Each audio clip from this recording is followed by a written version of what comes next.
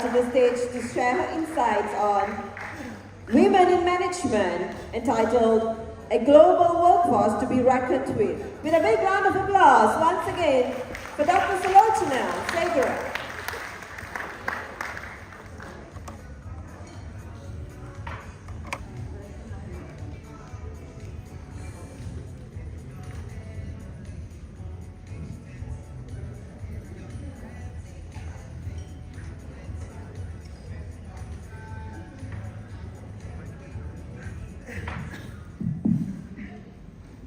Good afternoon. Prof put me after lunch, knowing that you all be sleeping. So please don't sleep. At least try to be up with me and make me feel motivated. First, let me just, because I know the topic was just told me now because I didn't go through it. I'm not a person who write my speeches, right? Then after 3 years, I started writing my speeches for something happened to me. So we normally for the awards in Sri Lanka, we have nearly 500 or 550 participants. So I went to my room and I came back with a paper which I put some notes, and I sat there where you have majority of parliamentarians attending with the diplomats and everyone. When my name was called, I went to the podium and I opened my page to see it was the hotel menu I had brought, right? So suddenly I went on blank and I was thinking what I should be talking, and I spoke. And that was a speech went viral because I told them why Sri Lanka failed. Two things I told them, why women failed. One is, all religious leaders are men. All political leaders are men. Where women are not there, it's a failure. Because women bring something that not about glamour or anything, women bring sense. Right? You call, yes, men are leaders, where I say situational leaders. Women are leaders, strategical leaders. That's why men make more accidents on roads than accidents at home. Because they see the short side, women see the long run, right? That's the difference between women and men. Leadership has no gender. But we see long way. That's why we have strategical leaders. So without strategical leaders, a company, a society, a country cannot go forward. Right? And today morning everyone spoke about AI. Right? And we're talking about technology. But the roads and everything, Siri, Alexa, all are women who are giving instructions. And men follow. And then they say, we are the leaders, right? And women say, we like to follow. So we have to understand one thing. There are a lot of, leadership titles, leadership theories and everything. Practically, who we are. It's not about being, because I cannot only talk about women, because I have a son, so I have to ensure that my son and daughter equally being treated, right? I always look at the firstborn is the precious in the family, right? You do the best for the firstborn. The youngest, is the most loved and parent child. The middle ones, anyone can raise hand if you are the middle? God bless us. We take all what has been used by the elders, right? We take all what is, what others are given to our youngest, and we are the middle child who actually run the whole family. So I have been a middle daughter, you know, it's not easy when you have an elder brother, 5 years elder to you, he's very obedient, right? And he's at home by 6 p.m. And I have a younger sister who's very good in studies, very lady type, right? And then our family has that odd one. That is me, right? And I enjoy being the odd one because I feel when you're odd, you get highlighted. Not for the positives, but for the negatives. But transformation came to me when I realized, you know, the society may look at you as negatively, but if you know how to put yourself into a positive way to the society, and even if they look at you negatively, there's a positive inside. You don't have to be liked by everyone. For 2 days, everyone talking about leadership, and I was wondering, I wanted only at least one woman to speak about, you know, what's happening in this world. Are you all happy? Are you all happy?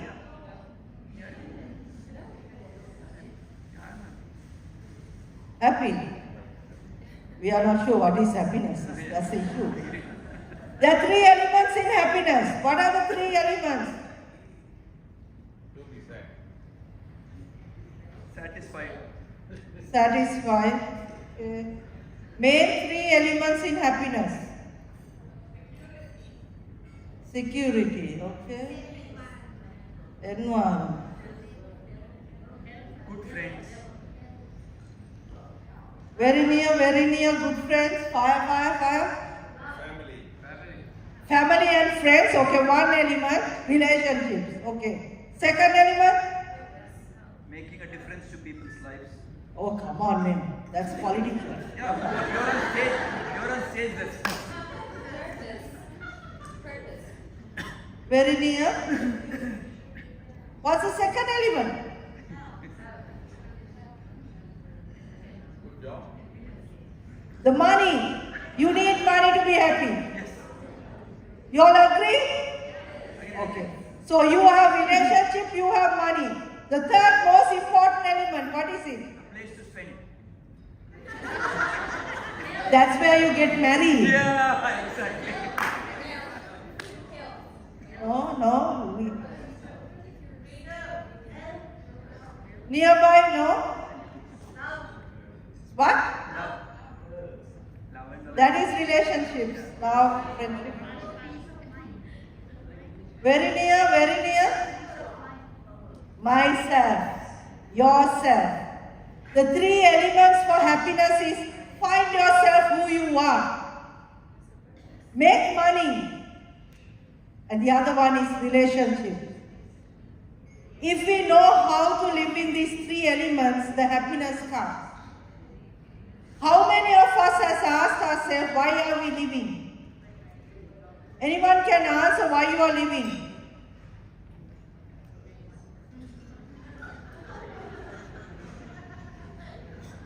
Dr. Shakila. You know, I do a lot of programs for children in school, prisons. I work very close with prisons, abused children, work with men. I do a lot of sex education, marriage counseling, all that. Only children can answer why they are living, not the adults. And the other question many of the adults cannot answer is, why you all got married?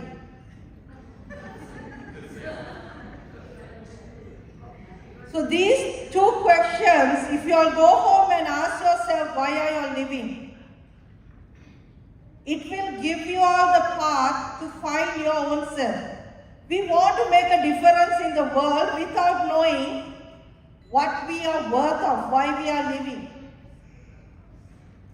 When my life was, I lived a happy childhood. My life was very happy. According to me, it was happy. I'm sure my mother would say the same thing. Because my mother has to come for a lot of parents-teacher meetings, then my brother and sister. They were not good parents-teacher meetings, right? But I was a happy child. I did sports, I did everything in life. And I studied also, but every parent wish was that you get into a university. But my mother's only wish was I should not ever get into a university. Because she was scared that I will go and join a movement or something and make an issue, and there will be issues, right? So I was not worried about going to a university because my father always said, you should not spend so much of time just for education if you cannot balance your career and education both together.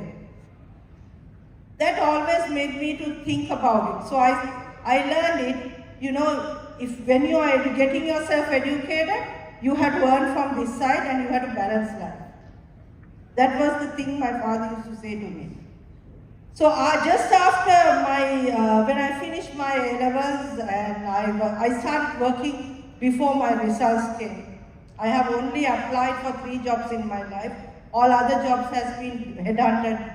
I do not know what I had it because I didn't know anything about career path or anything. My last job was a multinational company where I worked, and I left my job at a very young age because I want to ensure that my kids understand that life is not easy when you are a single parent. So I was very young when I became a single parent, where the society told me that it was my fault when it had nothing to do with me, right? But I accepted it that, because when something went wrong in life, it's a woman issue. It's a woman fault that was taught to us, right? So I always lived my life with that guilt, thinking it's my responsibility to take care of my kids. It's my responsibility to suffer in life. And that made me, I was doing a lot of things, but I couldn't find the happiness. I think I have felt so not worthy in life. Then I realized, my kids should not see me like this. And then I started looking for the purpose of life, where I read a lot of books and it says theories. So I realized that, in some lines like Sri Lanka, that you are not accepted if you do not have a title or a man who says, this is my man or this is my husband. You don't. And when you go for a bank, because when I started my business, I went to take loans. The moment you click that, you have children, yes, you are separated, divorced or single, you are finished. So that made me a very vulnerable person in the society, and I wanted to give up in everything I did in life, even my life. Then I thought, no, I have to live for my 2 kids. I have to give them inspiration. So I started looking for purpose in life for me to be that woman who society thinks wanted me to be, but I didn't find happiness. But I started looking for me, who is hidden, that woman whom I can make a difference. So how I worked was, I started doing small things to people, women and children who are being rejected by the society. But I never used them for my purpose. We are doing CSR programs. And then we use them thinking, oh, I have done good. I never wanted that. I wanted to be one of them. But I never wanted them to feel that, I'm there because of that. I always tell people, anyone can be successful, but few can find the happiness. I'll choose to be happy than being successful. Life is about that. Today, the world is, with all technology or AI, no one is finding the solution. Every day, more than 100 to 500 to 600 Asian young children are getting abused, tortured online. I'm only saying Asia. But if you look at the world, it's more than 10,000, 15,000 every day because of technology. So many us are talking about AI technology. None of are giving the solutions. You know, if we are a leader, we should be a leader to find a solution for a vulnerable thing that who cannot speak for themselves. But sadly, we are talking about so many things, forgetting the basics of leadership. The women, how many women get harassed? Harassment is nothing about sexual. What the words? I know, I told Professor Samar this because I didn't like the way she spoke, because we are not toys, we are not glamour. We are humans. We feel. We don't, you know, some people say to get respect, you must earn respect. It's not who is respected, it's how you treat people. If that person is not respectful even, you have to treat that person according to the value system you have been grown up in life. There are women who says, you know, when I go to a lot of police, I work with police. So I go for this harassment and all this. When I go for these inquiries, the police officers normally say, oh, that's life, you know, marriage is that. And I'm like looking at it and I said, no. We marry to be happy, to be friendship, to share everything. Right? I'm not just saying it's a women's thing. Women also abuse men. Right? I know that very well. But that's why I always said, treat everyone as human. Leadership matters to us, not in a position or a corporate or a political this thing. Leadership is how we treat other people, how we bring our knowledge as a solution. Today, we are finishing the conference. What are you all taking out from here? Are you all talking about how the transformational leadership to your company, to your society, to your business, or to your career, or how you transform yourself to be a better leader to yourself rather than to be a leader to another person? How many of us call a leader to ourselves? Just go and look at our mirror and ask, who am I? Am I leader to me? Because when you become a leader to us, you find so many faults. You find so many positive things about us. You see a person who loves to be happy, who loves to be treated nicely, who wants respect. That's the person the world is asking for. But we are putting so much of knowledge into us with the content, forgetting we are humans who need to think as humans. I love animals. Sometimes I have dogs, I have turtles, I have everything. You take it, I bring it home. I don't know, they also come because everyone says, people say that I'm tough, but animals know the toughness is with the love. So when I see them, they also follow me, right? I mean the 4-legged animals, right? So I always say this, you know, there are a lot of animal lovers, which I love. But how many of us feel we should be loving humans? It is to love people we don't know. It's difficult to love people we know. People who are every day with us, the people we hate the most. My son is here, he will say, tell me about it. Right? Because we see so many faults on people whom we are close. They are the people we should be loving. Right? And I know my timing is up now, but I want you all to take this conference, not a conference where you just got knowledge. Take this conference, meet these people. How many of you all went? Here, visiting cards, everything you can give.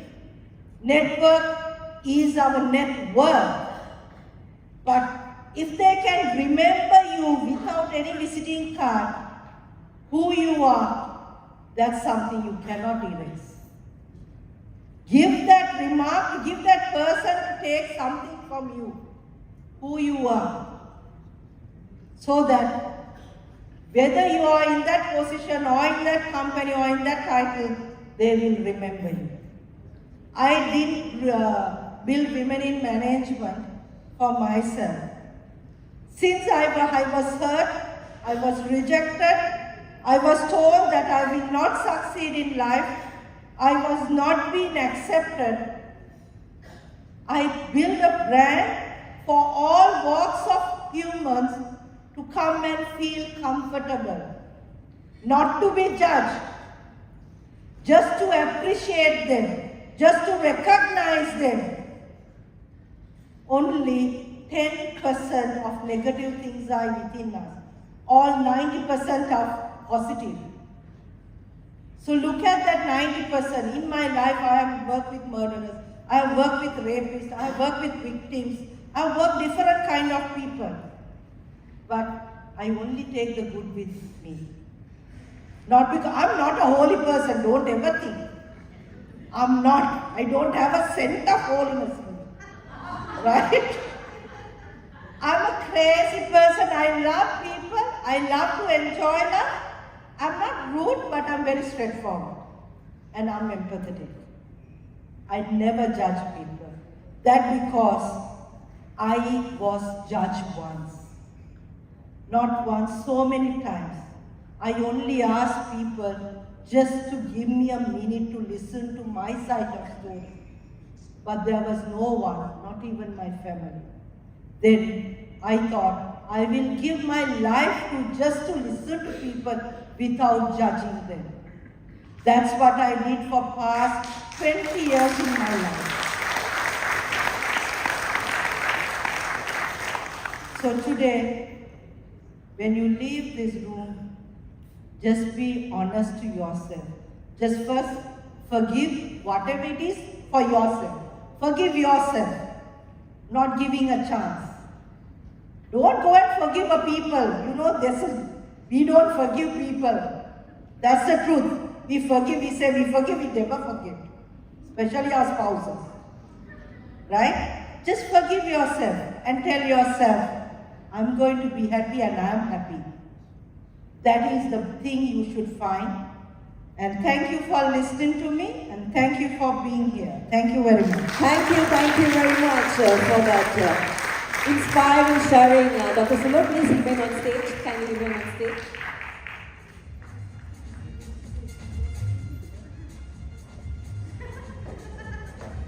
Yes, she was so emotionally taken. I think she quickly wanted to go back to her seat, but we won't allow you to because we have a memento to share with you. Not to share with you, to actually present it to you. And to do the honors, I would like to invite our organizing chairman, Professor Dr. Suraj, once again with a big round of applause to the stage to present a token of appreciation, a memento to the inspiring lady, Dr. Sulochana.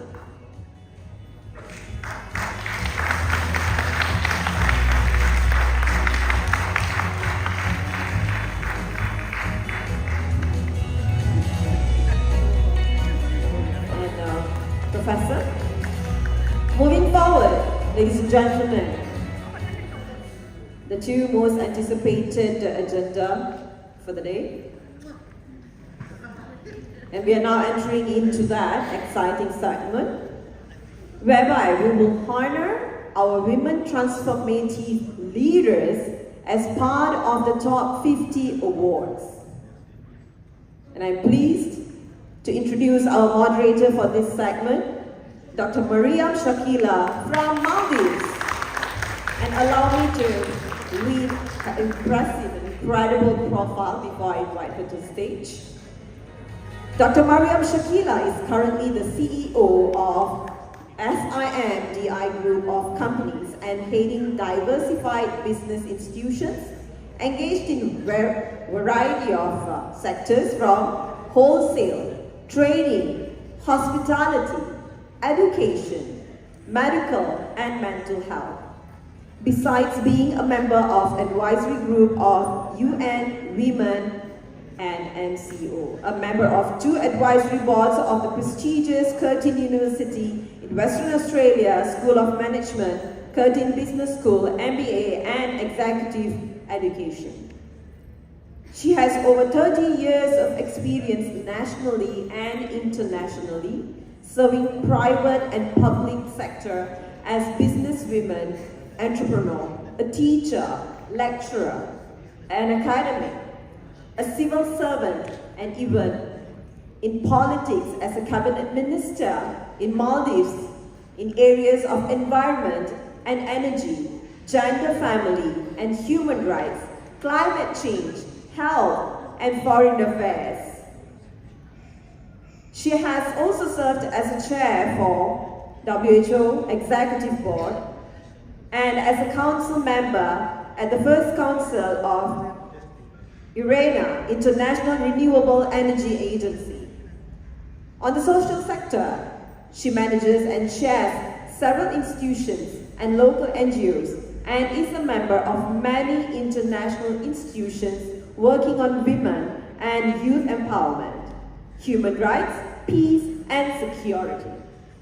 Apart from that, she holds a diplomatic post as Honorary Consul for Belgium in Maldives. With a big round of applause, ladies and gentlemen, join me in welcoming Dr. Mariam Shakila to the stage for her presentation.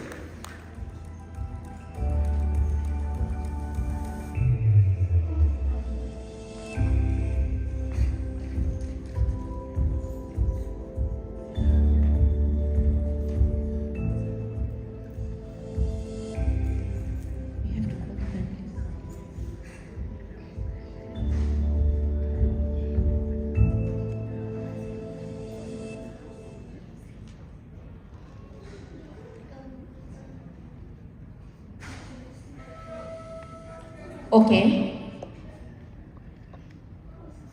Good afternoon. Almost going to be dinner time soon. Professor initially gave me 7 panelists. I almost crucified him and then he has reduced it to 5 panelists. And we have with us Chihara De Silva from Sri Lanka. Please join us.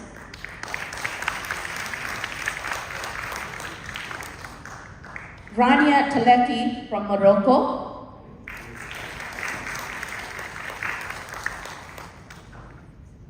Anuja Sarath Agrawal from Nepal. Iris Iruma from Rwanda. Puan Sri Siu Yong, I hope I pronounced the name right, from Malaysia.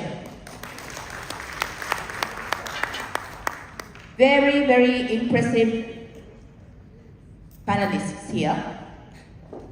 How I'm going to conduct this session is slightly different from the previous sessions, keeping in mind the time, so that we can actually go out partying or dinner or whatever as early as possible. So, I'm going to allow each one of the panelists to introduce themselves, but I'm giving very, very short, probably 2 minutes. And I have a timekeeper here who will be keeping time, so please look at the lady there in red. So you have 2 minutes to introduce yourselves. Before you start introducing, I would like to say that, since yesterday, and today, we have heard a lot about transformative leadership. We have heard about what is important, what are the challenges, and what we have been doing, and what led us to our success. And then, the world we live in today is that we are living in unprecedented times. And rapid changes we are facing every single day. And disruption is not merely a buzzword, it is all around us, in our organizations, within our communities, within whatever environment that we work in. And it is a reality that it is what is shaping our lives. But not only that, it is how we react to the circumstances and what we do. The success of any organization basically depends on your team. And the success of your team depends on how the team has been managed. It's on the leader. And what kind of qualities, what kind of personality, and what kind of things that he has inspired, motivated, and encouraged your team to go through. With me here are panelists who have been chosen from among the cream of the cream. You are where you are today because of the way that you have led your organizations, the way that you faced your challenges, and the way you led your team. That is what has brought you here. I'll stop here and then I'll start from that side. Shehara, please, your 2 minutes start right now. Hi, so I'm one of these people who are all over the place in a way. I started off in branding and I've worked in the multinational space, I've worked with government, I've worked with the NGOs in the development world, so I've cut across all these. I started off in brand management, I've lived and worked 10 years in Malaysia, I've worked with political leaders, Dharma and Mahathir, trying to transform them at times. I've worked in Sri Lanka too, on peace and reconciliation with playbooks for politicians, but my core skill is really in behavior change management and in market building, building some big brands, both in oil and gas, bad boys, tobacco, to really good companies that are working in the frontiers of environmental management, so across the board. Well done. And then, yes. Hi everyone, my name is Rania Talki. I'm from Morocco. I'm so happy to be here today. Thank you for having me. So I graduated 2 years ago from university in London. I studied fashion management in London College of Fashion. And my current job is very different than what I studied. It's actually in the fish industry. So the reason why that is because it's a family business. So I decided to leave London after looking for internships and doing my best to finally get started in the work field. But unfortunately, it was not as easy as I thought it was going to be. So then after thoughts, I decided I'm going to go back to Morocco and help my family, help my father, and work in our fish production company, which, just to briefly tell you what its main activity is, it's the production of canned seafood, and we export it worldwide. And so this is a brief summary about me. Thank you. Very disciplined. Hello again, my name is Iris, like the part of the eye. Without me, no one can see. I hope that clarifies what my name is. That's always my line. Anyway, for those who don't know that another side of my career, I'm an author. I wrote a book called Lead Your Way Up, How to Be a Leader at Any Level, because I truly believe that leadership is not about a title, it's not a position. You can be a leader in the front and at the back. And today the world needs leaders who don't lead with titles, but who lead from wherever they are. So if I was to ask you, shoot your hand if you believe you're a leader, what would I see? It should be all of us. That's what I believe. And I lead with one line, which is embracing change. And I want to ask you one simple task for me today. Again, using your hands. Can I ask you just to fold your arms? Anyhow, fold your arms. Awesome. Can I now ask you to put the opposite arm on top of the other? How does that feel? Uncomfortable, right? It feels uncomfortable, and what we're talking about today is about embracing that uncomfort zone. And that's what I believe that all of us have to embrace if we really want to see change. Thank you. Thank you very much. Yes. Yeah, hello. Good afternoon, everyone. This is Anuja Saraf Agrawal from Nepal. And probably I'm the only person in this room representing my country, and it feels awesome. We talk about representation, right? And I can seriously feel that we are not representing enough. Now, talking about myself, I'm into manufacturing business, to state it very simply. And my line of work is manufacturing specialty coatings. And I don't talk about this is male dominated, female dominated. Males are good at everything they do, I know that. And there are certain reasons for it. But yes, I have been able to really transform my industry. And talking about my country, it is everything is imported. And making this kind of specialty coating and making a difference and able to sell your product at good price is already a win for me. And I'm so happy to share with you that piece of information. Coming to this conference has been an awesome experience so far. Looking at you people, learning from you, and looking at it, how things are done in this part of the world. So much of learning is going on, and I look forward for more. Thank you.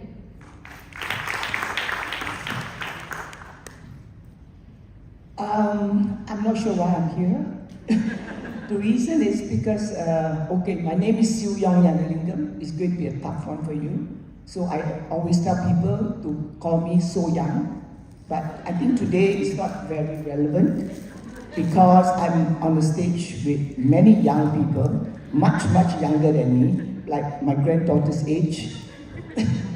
So I'm not sure why I'm here. But just to stay young. Because of your experience, because of the lessons that you will be teaching us. Yeah, but I think the young ones know stuff better than me now, especially to do with AI and the new technology world. But just to share that I was working mainly in the field of public relations, and my name became quite a famous name in Malaysia because I think it's a combination of my husband and my name. And that made it unusual and people won't forget. So I was head of corporate PR for Malaysia Airlines for about 19 years. Before then, also PR. I was the first lady executive in the British American Tobacco Group, which is in Malaysia, it's called Malaysian Tobacco. After I retired early, I decided to really put all my efforts into NGOs. So I became very excited about Transformative International. 30 years ago I joined them, and I wasn't paying attention in the first few years, but after that I just moved on step by step up the ladder until today I'm the president of Transformative International worldwide, the first Asian to be doing that. So in a way I'm happy to be some exemplary person from these Asian countries that to be able to do it. Thank you very much. Transformative leadership is more than just a style. We have to realize that it is a mindset, a commitment to embracing change, creating meaningful changes in ourselves, within ourselves, and in our organizations, and within our community, and in the world around us. It is about inspiring a shared vision, fostering innovation, promoting inclusion, building resilience, withstanding the status quo, championing sustainability, and empowering individuals to re-energize themselves and to work together. Now, each one of you, as I mentioned here, you have been awarded. That comes with a lot of responsibility. Your responsibility is to inspire, to motivate, to encourage the future leaders, the next generation. In that sense, what you say here today would inspire the younger generation over here, the leaders who are already here, whether we are young or old, it doesn't matter, because knowledge always helps each one of us. So what I would like each one of you to do right now is focus on a challenge, whatever challenge it may be, or the circumstances that you have faced, how you have applied the transformative strategies to withstand those pressures. I would start from... I think I'm the wrong person to start, because I think I mentioned to you, I never felt any challenge, very surprisingly from young, because I want to say something to you all, which is very unusual, because the men in my lives were the people who raised me up to fly as high as I could. And coming from that time of my era, I never felt any discrimination, and I always felt my dad felt that I could do anything that my two elder brothers could do. And my two elder brothers were very, very supportive of me. So I think it's so important to the men here and to your husband to mention it to them, that if they treat their daughters as they can fly as high as they can, you are the wind beneath their wings, I think they will succeed. They won't feel any intimidation. I never did. I always felt that, what, man, so I can fight with you, no problem. What's the big deal? So I never felt discrimination in anywhere I worked. Thank you, Kwasi. Thank you. But what I would like to ask you then is, who inspired you? It was my dad, who just felt that I can make it. But one more thing he said, if you want to do anything, don't waste my money, don't waste your time, make sure you do it well. Okay? So that was the mandate given to me. I said, okay, I better do well. And during our conversation with you today, you told me that you have got a very, very good story to tell us. That is the story. That is the story. Okay, good. Thank you. I really want to inspire the men here that you can be the one, the wind beneath their wings. Even my husband, who everybody says is Ceylonese, going to be chauvinistic, no. He supported me and said, go wherever you want to go. Don't worry about family and taking care of husband, no, just go. Thank you. I think the males in our life often drive us in many ways because of the attitude and the kind of upbringing that is given to us. Thank you.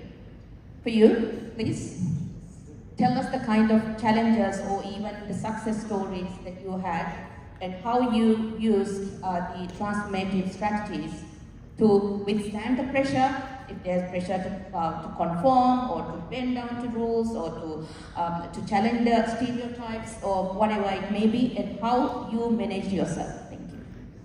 Thank you very much. So, and you have 1 minute. This reminds me of the day when my husband said that we have to close this company. It's not worth running. And I was the one to persist, no, it can be turned around. And today, my company is, in my terms, one of the most successful endeavors that we have taken. So, simply, there was not much of formal education. I don't have any fancy degrees. Not very supportive environment societally. But I don't know, something turned me on, and what I found, I applied the strategies that we apply in our families. I just applied one strategy in my business, that is removing the hierarchy. You know, in my company, in my manufacturing company, I don't have hierarchy. Even the storekeeper has the authority to reach the director. I have removed those reports that are only diverted in a certain way. So that removal of hierarchy had been instrumental in my experience. More to this story, giving chance to other panelists. Thank you. Thank you, Iris. One challenge I can think of as a CEO who led thousands of staff before the age of 25 is probably the power in believing in yourself. And I'm talking about this because when you sit in rooms where everybody is WH, is men, etc., it can be quite intimidating. So I like to tell women that every time we think about any activity we want to do, there's going to be that voice that tells us we can't do it. And the first thing we're wired to do is call the best friend, the mother, the sister, and ask them what they think about what you want to do.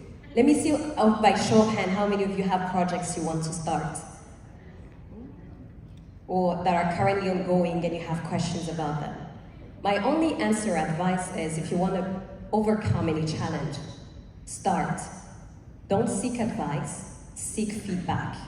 Because when you ask for feedback, you've already outcome that fear and you already put yourself out there. So that would be my message. Challenges will always be there to start. Thank you. Thank you. Ronnie? So the challenge I could think about, and I faced a couple of challenges when I first joined the family business, because I went to the work atmosphere for the first time, and it was right after school. I didn't even have much time to relax, and anyways, because I'm someone that just wanted to jumpstart my career, and I was impatient. So when I joined, I saw that everything was fast-paced, everyone is doing their task, and I came in with a big responsibility of kind of leading, and so I was giving it my best, but it was every day was a journey, and there were times where I was really frustrated because I was thinking, oh, why am I not catching up on this information yet? Why, like, there was a lot going on, so it took me time. So my message would be to be patient, to take it day by day. Everything has its own timing, and to focus and be positive and just go into work every day with a positive mindset. And this is a challenge, but this is a challenge that will keep on going, and challenges are something that are natural, and we just keep working on them every day, and we continue to be optimistic. Thank you. So I've had many challenges, but I saw them all also as opportunities. My parents died when I was young, they were in their 50s. I'm a single mom who, my husband was very sick and I nursed him through about 15 years of sickness and brought up my kids. And then in my first 20 years of my career, I ended up, to some extent, being the first woman in every single role I took. But on the plus side, I had amazing parents, even though they lived short. My mother was a huge mover and shaker, pioneered a lot of things. My dad was an intellectual, and there was always love. So I think that has created an optimist in me. In terms of something that I took to all these places where I was the first woman, was that I always brought a layer of eccentricity and, may I say, humor to my leadership style. It helped men feel less uncomfortable, right? Because they could then put me down as a slight eccentric and I wasn't a threat. And it helped a lot. There were times I used my femininity because I don't like to sexualize a role, but when I was in government I wore sari and stuff like that because I felt men tend to respect women in saris in my country. So be it, though I was a very progressive woman, I did that. But if there's one thing I know, and that is that if you are authentic, Suro is a great example of that. Suro, doesn't try any kind of posh mantras. She's just herself and she's got so much fire in her belly. And we women are good at that, moving and changing things through love, through relationships, through making sure that everyone around you is doing 200% because they believe in something, and it's usually believing in you. Thank you. To wake everyone up, before I go any further, questioning the panelists, let me open the floor for questions. You have in front of you wealth of knowledge, experience, a lot of learning here. So please start asking questions. Anyone? Either they have done a fantastic job of furnishing you with all kinds of knowledge, or they have bored you. Please, yes, Professor.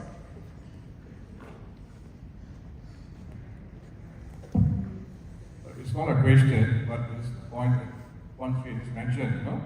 It's very, very true. I have 3 daughters at home. You just empower the women, just give them freedom to decide and move, you will get the best results. Very true. I agree with you.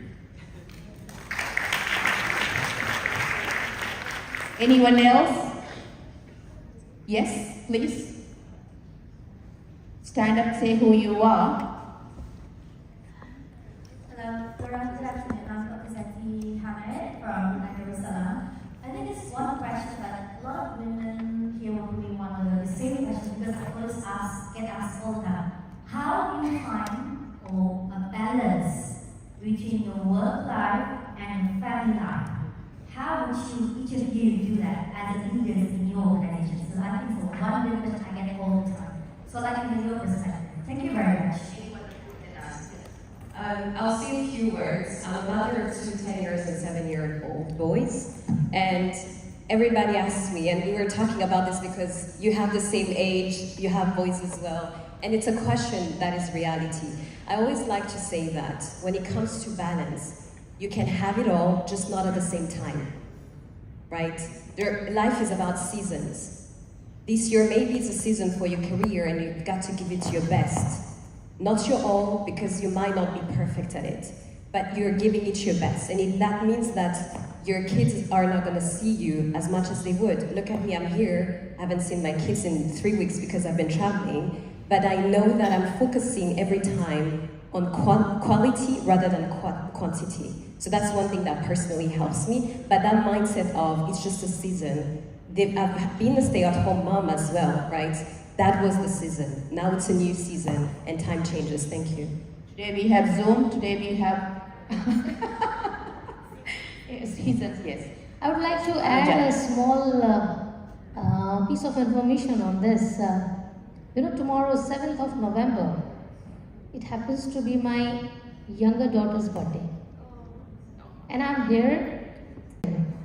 Like what she said, I totally second her thoughts. I will say in very simple words. When they see you, that as a mother, you're putting so much effort, you're creating a role model. I'm here, I'm working so hard at my work, I'm coming here, I'm doing all those things, I'm representing my country. That is providing such a motivation for my daughter. She's so happy. She says, Mama, this is the best birthday gift you have given me. So create that role model. This is what I'd like to say. Thank you. Shehara, I think you wanted to answer that as well. Sometimes I think we shouldn't look for balance. It doesn't exist, but you juggle it somehow, even in an imbalanced state. There's something it's got to give. There are times you'll have to neglect home and family and prioritize work, and there are times you'll have to drop the ball on work and try and pick up later. So don't beat yourself up about it. Understand that that's the normal state of play and try and manage around it. I just wanted to point out on what she said. Can I see the men in the room? Can you wave to us, please? Hey, hey. I want to ask you a question. Do you ever get asked this question about how you balance? No, right? My husband, when he traveled, he would never get asked who is taking care of the kids, but I get asked that question all the time. So at the end of the day, I know we're talking about discriminative approaches, and sometimes as women, we ask this question to fellow women. One day I asked to my school, why is it that when my kids are sick, you only call me? I want you to have their dad's number as well, because parenting is about 2 people. And he gladly asked as well the same question. Because parenting and life and everything that we're talking about balancing, perhaps we're saying this because, you know, it's moving forward more women than men. So this is a call to all the men in the room to be the he for she, because we really need that. And I will ask you to give a round of applause to the men in the room, because really, you've come through us so well. And all of us here today are people who have managed time. It's not the quantity of time that you spend with the family, it is the quality of time that you spend. It is also the family support and also time management. It's very important. Now again, would you like to say something? Yeah. Right, okay, so again, I'm opening the floor for more questions. Oh, yes, please. Yes. Congratulations, ladies. Really, really inspiring to see all of you and hear from you. I have one question. Was there a time when you were so afraid of the future, and if you did, what did you tell yourself to move ahead? She said... Could you please speak a little bit louder? Okay. So my question is, did you ever have a moment where you were so afraid of the future? And at that moment, what did you tell yourself to move ahead? How did you encourage yourself? Or how did you master the courage? Okay, I'll answer this one. So, the future is unknown, and there is no point in sitting there and being afraid and letting it give you anxiety almost. So always try to think about that. Always try to think, okay, what's the point? We don't know what's gonna happen, but try to always be positive and try to always think that only the best will happen. Yeah, this was my quick answer.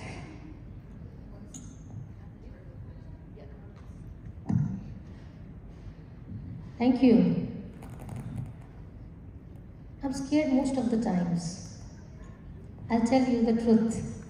I'm scared so many times. When I was a small kid, I saw my auntie. She was widowed at 25 with 3 kids. I was scared as hell that what will happen if I'll be in her place. And that was the question, that was the situation that made me think that I don't want the life of the females in my family. That is why I'm here with you, you know. There are many such occasions.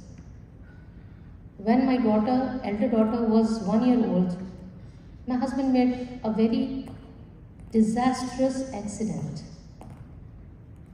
I did not have much family support, me, my husband, and my child. I was scared, very scared. One moment I thought, what will happen to my daughter if anything happens to my husband? These were the moments that made me strong. You know, when you are scared, you have all that simulation in your mind, what you'll do next. And that is very important. That's nature's way of giving you nightmares. Those nightmares motivate you. Else you will become complacent. This is how I take it. I hope I answered this. My outlook on challenges or fear is that fear is in the mind. And I see Dr. Jerome, who's an emotional intelligence guru, confirming that. He has a very impressive way of teaching people how to embrace snakes. In fact, in workshops, if you ever have to have him in the room, he might bring one. I hope he doesn't. And his daughter, who's 14 years old, plays with the snake. And every time I think about fear, I think about, is it rational or is it factual? And most of the fears that we have are not necessarily facts. So I like to remember that story, even if I still fear snakes, by the way, but to just tell myself that fear is not the absence of courage, it's the absence of action. So how do I just move towards the action? Yes. Yeah. Yes. Yes, please. ask you a question because there had been in the discussion some reference to having or not having formal education. I would like to know, or at least for the benefit of everyone, whether there was an impact on having formal education or not having formal education. Why I ask this question is because I used to teach at a university before I joined the Foreign Service. And I have seen students who do very well either with education or without formal, like certificates. So please, if you can. It's a space I'm very interested in right now in my life, in talking of education. And funnily, last week I spent quite a bit of time with a Finnish expert. Finland is doing amazing stuff with education. He's actually based in Estonia. But I think the simple answer is the future of education, definitely. It was different in the good old days where you needed pieces of paper for everything. People are going to look for not necessarily how much you know, but where you get information from and how you use that information. So there is a lot of science now in terms of some of the softer skills that you need, which comes back to the EQ and stuff, but much more than that. How you work within teams and how you handle stress, then your cultural adaptability, stuff like that. In Sri Lanka, we did a very interesting study with Accenture when we were trying to compete against India. And one of the studies was that maybe because we were a smaller nation and we were islanders and we are more flexible, that we didn't have the same kind of competitive aggressiveness that, this is broad stereotypes, that Indians have, so that to some extent in cross-cultural tech teams, we were better at solutions and better with teams. But we may not have been as smart or as learned as some of the people in India.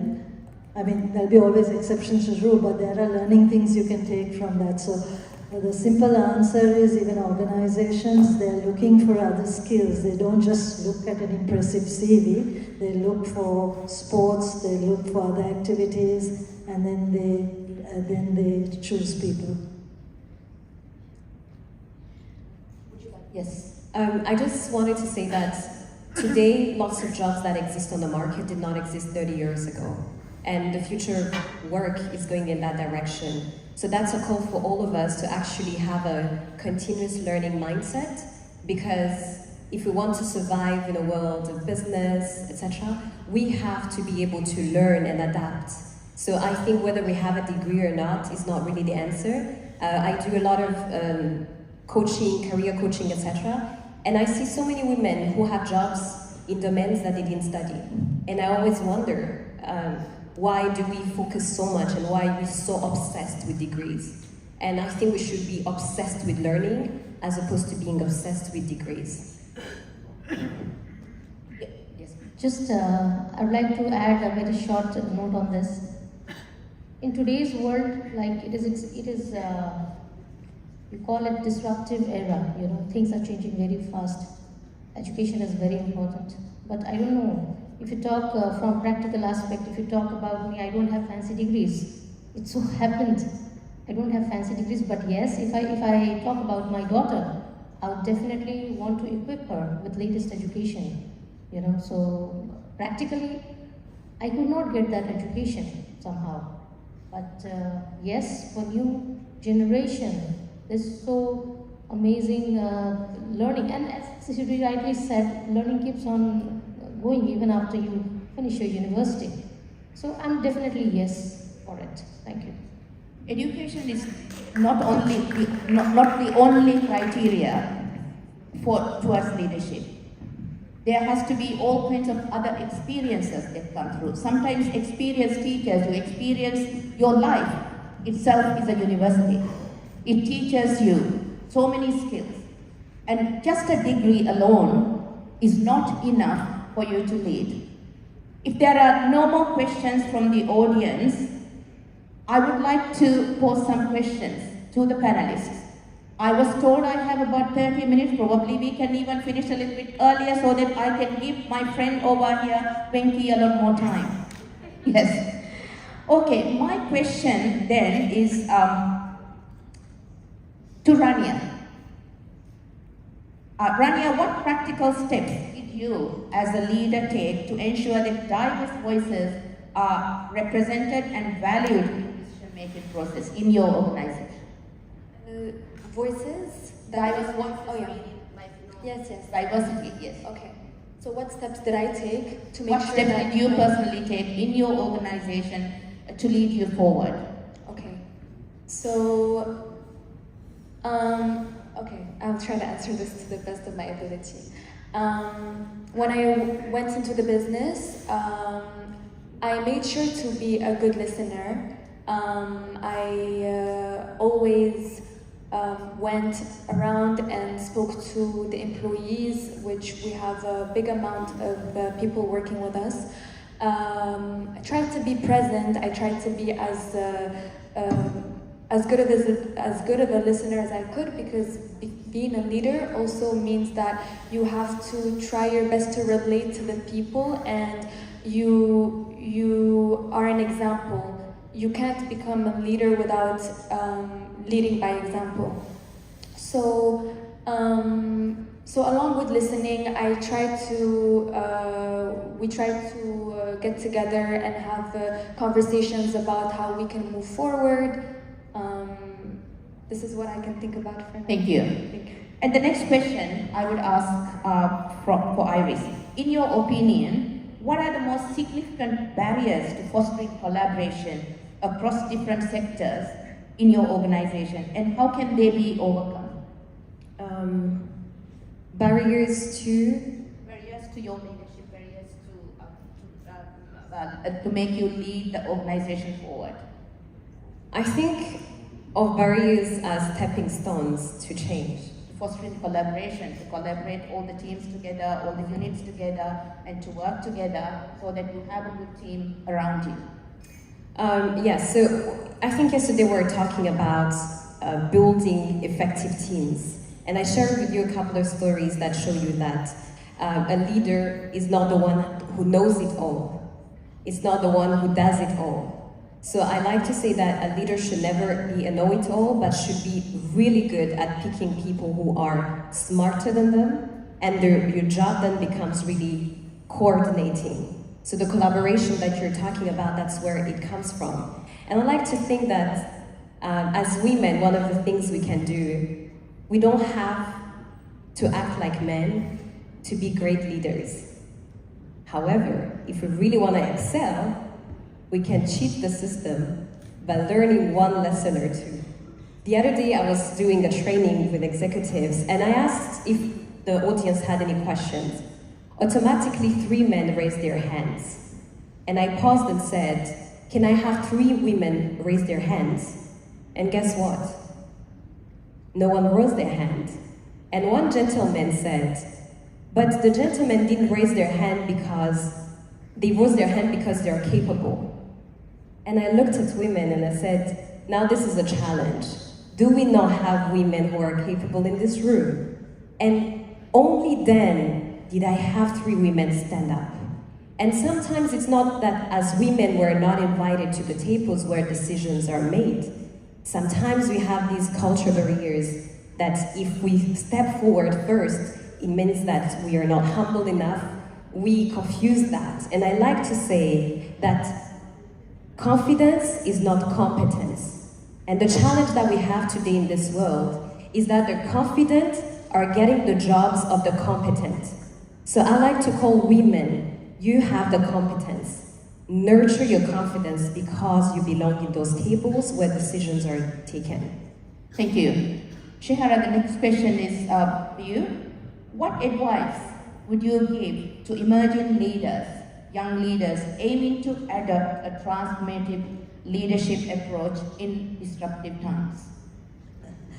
As an old woman, I'm not too sure I'm in the right position to tell young leaders. In some ways, they are yes, you are. so more self-aware. But but if I am to carry some lessons from my life in totally different contexts, I'll say that the hunger always to keep moving and create a culture where there is no freedom to fail, but much more importantly, that you fight complacency. So every little transformation I've done, everything I've done, I've tried to pull out the best, the best things in people, because people are our greatest assets. You can have technology, you can have enabling environments, but you've got to understand the one thing that will make huge difference is if people think differently.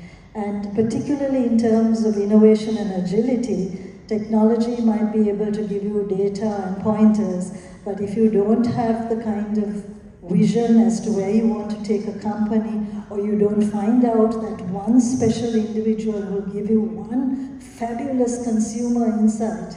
And if I can take 1 minute just because it's a gender thing. When I was a much younger woman and I came to Malaysia the first time, I wanted to be a young mum. I had a 3-month-old daughter, and I came to go to film school and hopefully take a backseat on my career, which I had done quite well even though I was young. And then I got a break with DDB, and I was working on Hasbro, the world's second biggest toy company. And the context and timing of my life has always been brilliant. So my hormones were going berserk, right? I was just having a kid. And I had Play-Doh as a brand to work on. And with Play-Doh, they had put Lego as their key competitor. Now, branding is my core skill, and that's where I think I've really got some strength in strategy. And I brought my motherhood in at that point because I was in the perfect place to look at this product. Now, companies have to find that woman whose hormones are pumping at that time. It so happened it fell on my plate. And the first thing I did was I challenged corporate America.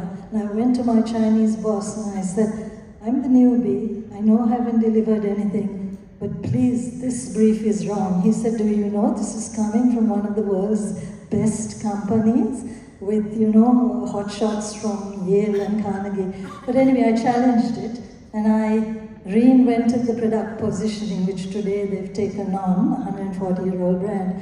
But I took it away from Lego and manual dexterity, and I took an Asian concept, which is, you can make it if you dream it. We took 3-dimensional crayon, I'm cutting fast to it, but it was just turning the way I looked at it and said, let's take the crayon market on. And then we created an entire Montessori curriculum, we won a bid into China, things fell into place. But honestly, it was the fact that I was a woman who just had a baby and my mind was in the perfect spot to think differently compared to all the men in the room. And it was mainly men in the room. So you've got to find that. Thank you. I would like to ask you, Anuja, what role does emotional intelligence, you think, play in transformative leadership during periods of significant change? Yeah, this emotional intelligence has been quite a buzzword, and actually, not only me, everyone has been using it since like before it became a buzzword. You know, we as women, we are very in tune with our emotions. You know, and especially I think that thing it touches the chord once you get pregnant. You look at a child outside and he was begging, you know, and I literally felt like crying. So that was my first encounter. Talking about in my business, emotional intelligence has definitely played a crucial role because I have a very diversified, workforce. Like I can proudly tell you that, like, in a country like mine, you know, in such a technical field, still I have around 50% female in my organization, you know, and I'm really proud of that because that was not the norm in my companies, you know, but it somehow so happened that I tend to understand the working mothers who are working for us. I tend to understand their problems. I tend to incorporate those things, their daily struggles, along with our office procedures and timings, and somehow we are able to retain and they are happy. So it's very crucial, and I think the success of my company, the credit goes to that diverse workforce and that I have been able to retain because of emotional intelligence. Thank you. Thank you. Pansri, my question to you is, how can you as a leader encourage, or what do you do to encourage your team to not just adapt to change, but to proactively drive the change? What do you do? In my case, I think I like to inspire them by me, myself, showing off the best that I can do, so that they will not say that she doesn't walk the talk, she just talk. So for me, very important to walk the talk. So what happens is, usually I'm a perfectionist as well. I think that they hate that part about me. But I always feel that whatever they want to do, it should be really of a high standard. Like, because my dad said that to me, right? So I always feel I need them to do the best they can, whether it's the staff under me or Seroptimus sisters. When we wanted to organize the World Conference in Malaysia, which will be the first in the Asian country, over 80 years, I told them we want it to be the best ever, so that we really will be proud of it, and it turned out to be the best ever. And till today, they are very, they talk about it. So for me, I want to inspire them to do the best that they can, and take the lead in doing it yourself, yeah? So that's my thing. Thank you very much. The audience, any more questions? I'll open, yes, please. Honorable Shidaka, Sharif.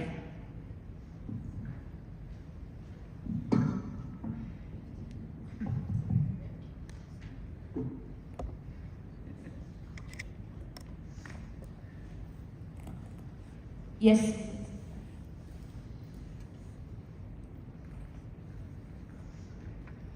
Well, thank you everyone, and congratulations to the panelists for giving a very inspiring insight of very personal stories of your growth and your achievements here.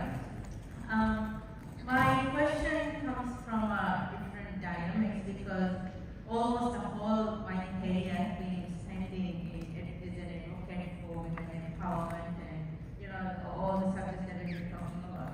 So I just want to point out here, like when we all talked about the challenges that we face in moving forward, it looks like that we have a competition or a challenge between men and women.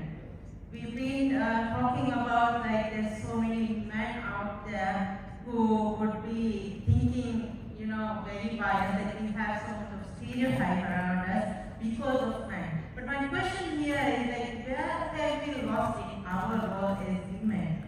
Like, aren't we the people who actually are the champions in shaping the mindset of men and women both?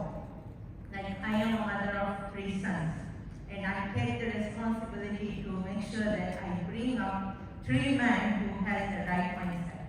So, for generations that we've been complaining that like we do not have this right mindset with men and women both, so where, like, what is the missing piece of puzzle here? Like, where have we lost in taking our responsibility as well? So I think it's high time to really put this context into the dialogue, as well as I do agree that we have a long way to go, but having said that, we have come a long way as well. So it is also time to celebrate the achievements too. So just wanted to make that point. Thank you for the question. I understand where it is coming from. You have 3 sons and you are blessed. In very simple words, I will tell that teaching will start from home. When you lead by example at your household, when there is he for she that you say, then everything will fall in place, because the child learns first from home. Thank you. I want to add a point on education, that opportunities are exactly what the numbers in education show. Today we're talking about not having so many women at the table of AI. And it's true if you look at how many women are studying AI or sciences, the numbers are still low. In most countries, especially in Africa, Asia, we see a lot of dropout of young women not being able to finish school, dropping out because of teen pregnancies, really, you know, what we're talking about, that balance that men don't have. So I think really when we are looking at opportunities, we have to ask ourselves the question, how are we contributing and educating that the women, even if they didn't go to school, they have this basic knowledge so that their future doesn't become looking after a man, a husband, etc. Because that's the problem, unfortunately, that we're facing. Yeah, I think the woman at home can play a role, and we all do, the better ones of us, but it's more than that. Years and years of cultural naysaying have created so much. There's so much research. For example, you know, no company, not even the best, have incorporated the latest research that shows that mostly 90-95% of all HR in any company anywhere in the world is skewed wrong, because women take feedback different to men. There is substantive research to say that if a company tells me, Shehara, these are your faults, you talk too much or this or that or whatever it is, I internalize it and I get self-doubt. That's how women react. There's something wrong with me and we lose confidence. You tell a man that and he says, ha, what do they know? I'll teach them better, right? So it's just something we have to understand. We process information different. We've had years and years and years of seeing corporate structures and systems where they say, you know, she can't do it, she has to look after the baby, there is something else to do, what have you. So social structures, attitudes, cultural values, I'm still to this day torn, even now because I'm a grandmother, I'm still torn with the fact that I'm not putting enough in. Because that's always there, that's the pressure we women carry. So to share an input, it's not mostly about learning, but also unlearning. And how can we unlearn all these things that the culture has taught us to do?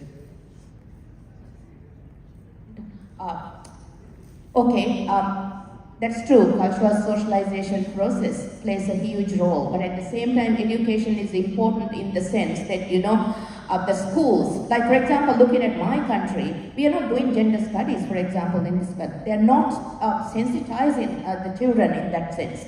And it is very important for us to do that. 50%, over 50% in some cases, and or close to 50% are women in the world. And we nurture the other 50%. Aren't we to blame?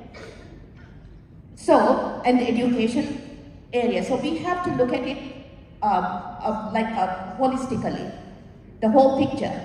Trying to change the mindset of older people would be harder than changing the mindset of the younger generation. In my career, the way that I have come through, I found that, you know, or my experience has taught me not to look at males as an oppositional force, but to look at them as partners. We are two halves of a whole. Men think differently, yes. Women think differently.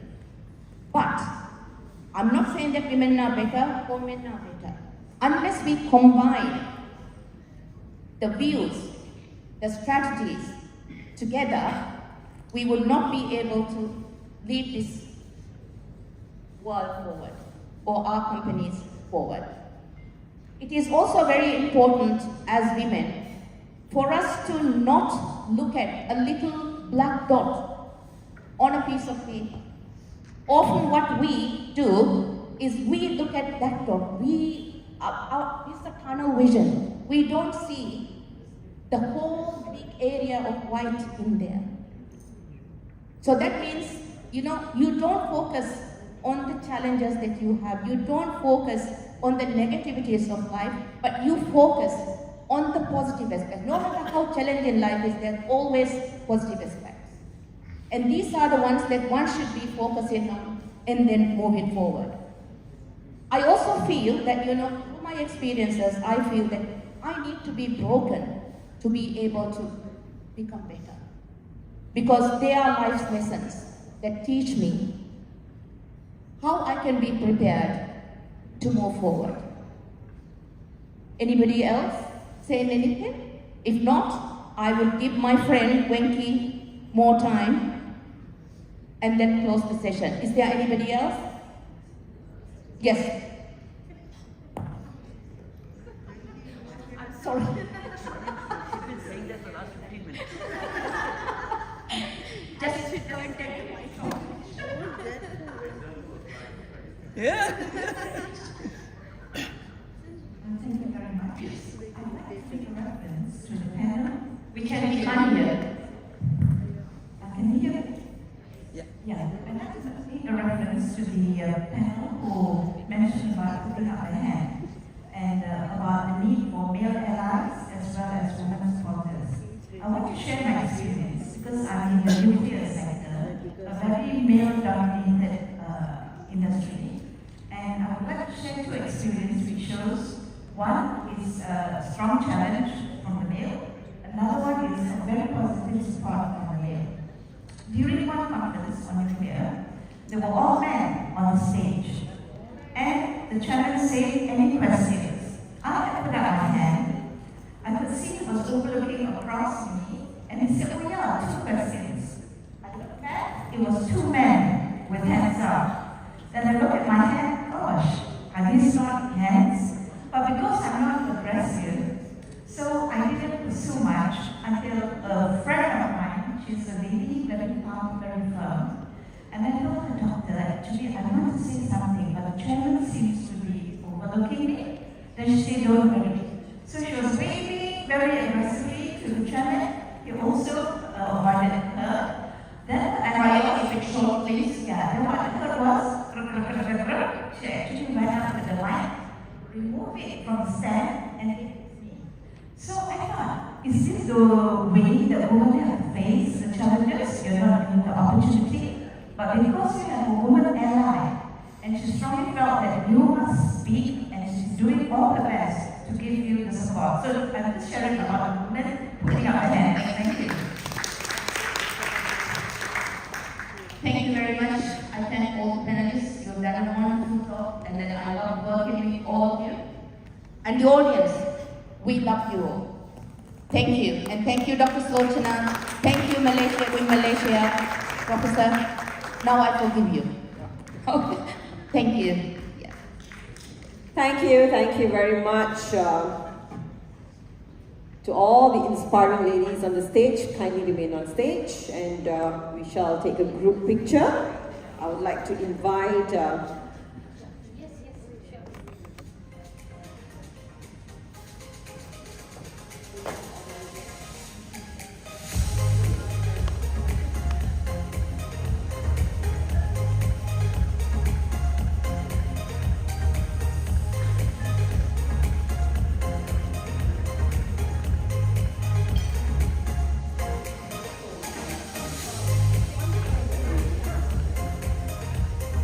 gentlemen on the stage. All right. Thank you. And I would like to request our moderator to kindly remain on stage.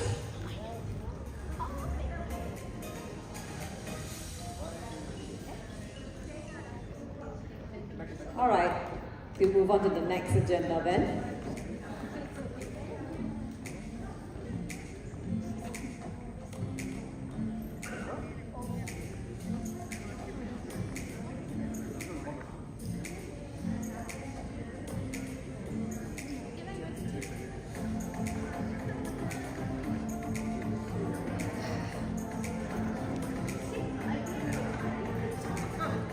With that, ladies and gentlemen, I announce a short, quick tea break, and network too. This time is due also for you to have a break as well as to network amongst all the inspiring delegates, women, and icons in the room.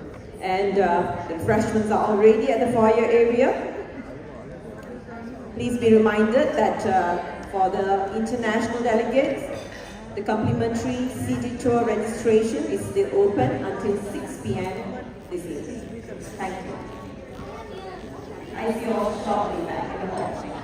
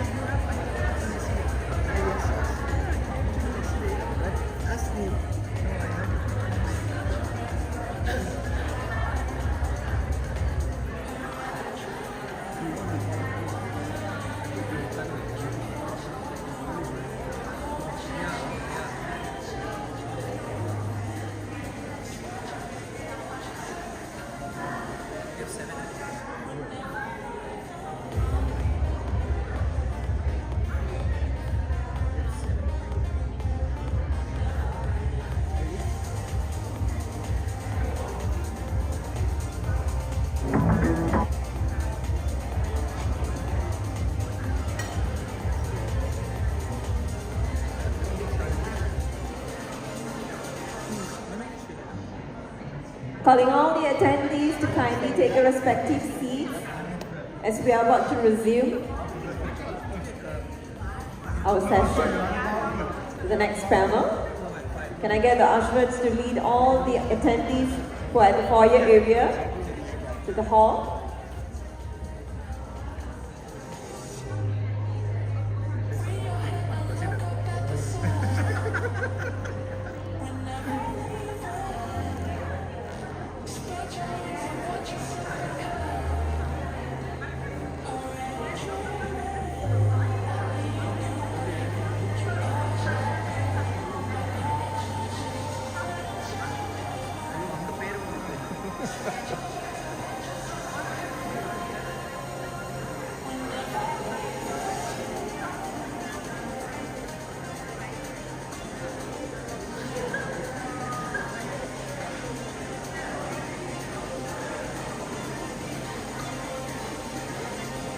Dear esteemed delegates, ladies and gentlemen,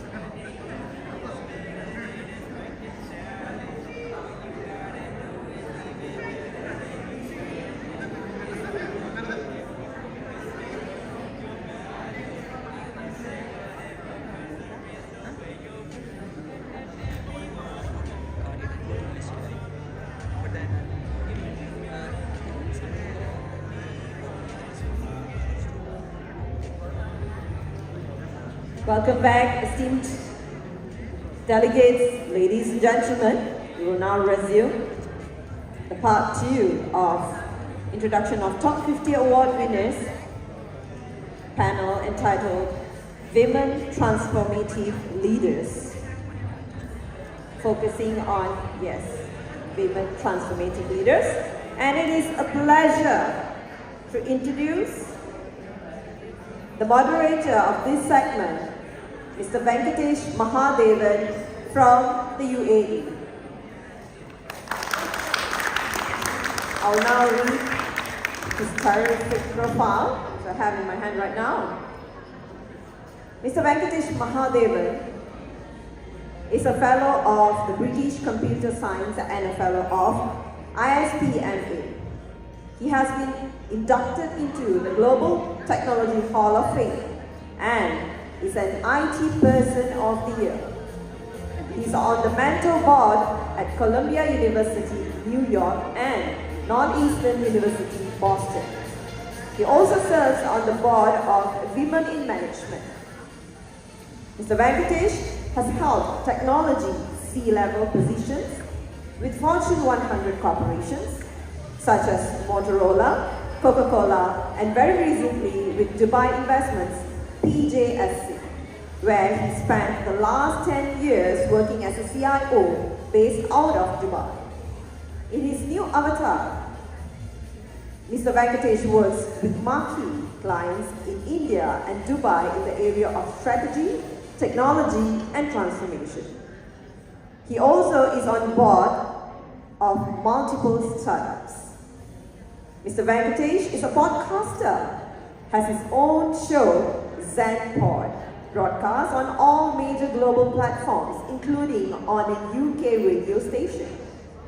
He also runs a feature show on a UK-based radio station. and he's a creator and anchor of a technology talk show entitled Titan Talks that is hosted online featuring technology leaders from across the globe. Fondly known as Venki, he is the recipient of several CXO awards, including the prestigious TOP50 award.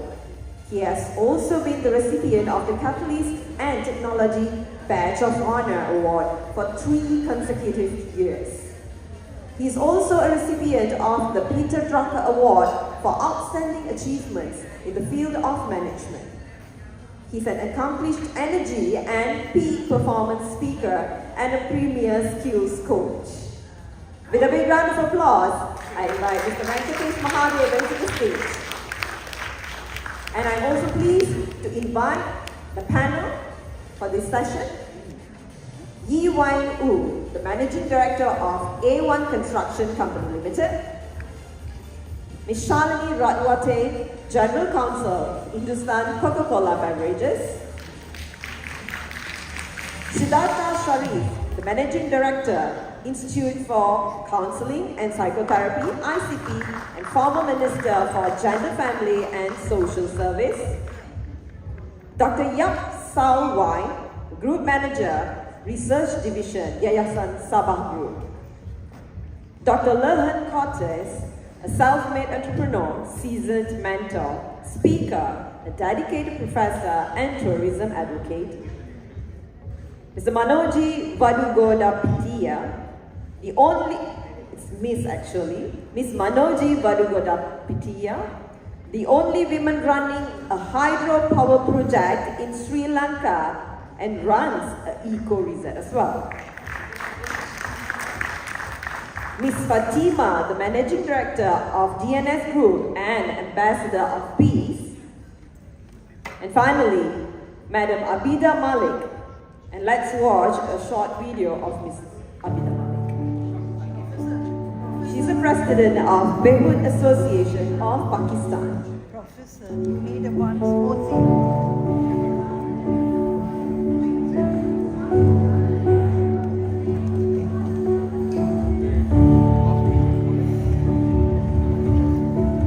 Beirut started in 1965 with a group of dedicated ladies to help the war-victim widows.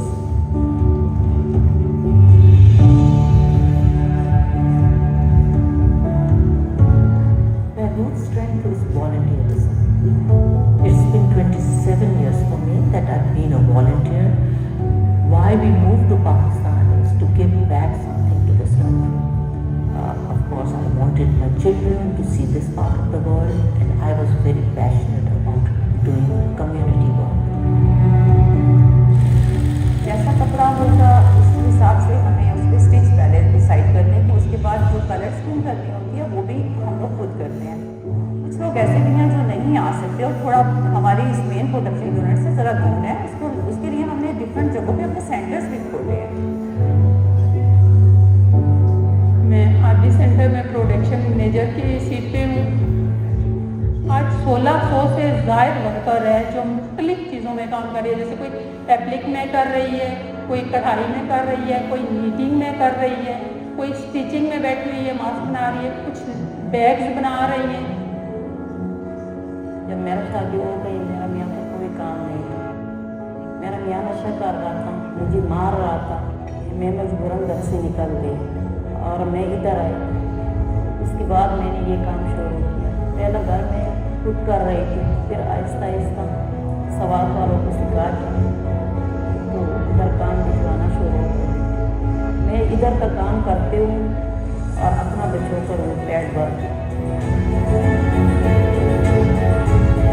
मेरे मियाँ का वो का पेट मेरे साथ बिल्कुल भी नहीं था। जब मैं शुरू में मेरी शादी सन 2007 में मेरी शादी हुई, फिर इसके बाद जब मैं बहबूद में आ गई, वही हस्बैंड का कहते हैं नहीं तुम इनको सिखाओ, मैं किचन में तुम्हारी मदद करूँ। Behbood is perhaps Pakistan's only self-sustainable non-profit organization. It is not dependent on any external donors. It's not dependent on any funding. In fact, the product itself is so nice, the quality is so great that it sustains thousands of home-based workers and also plays a great role in preserving the crafts of Pakistan.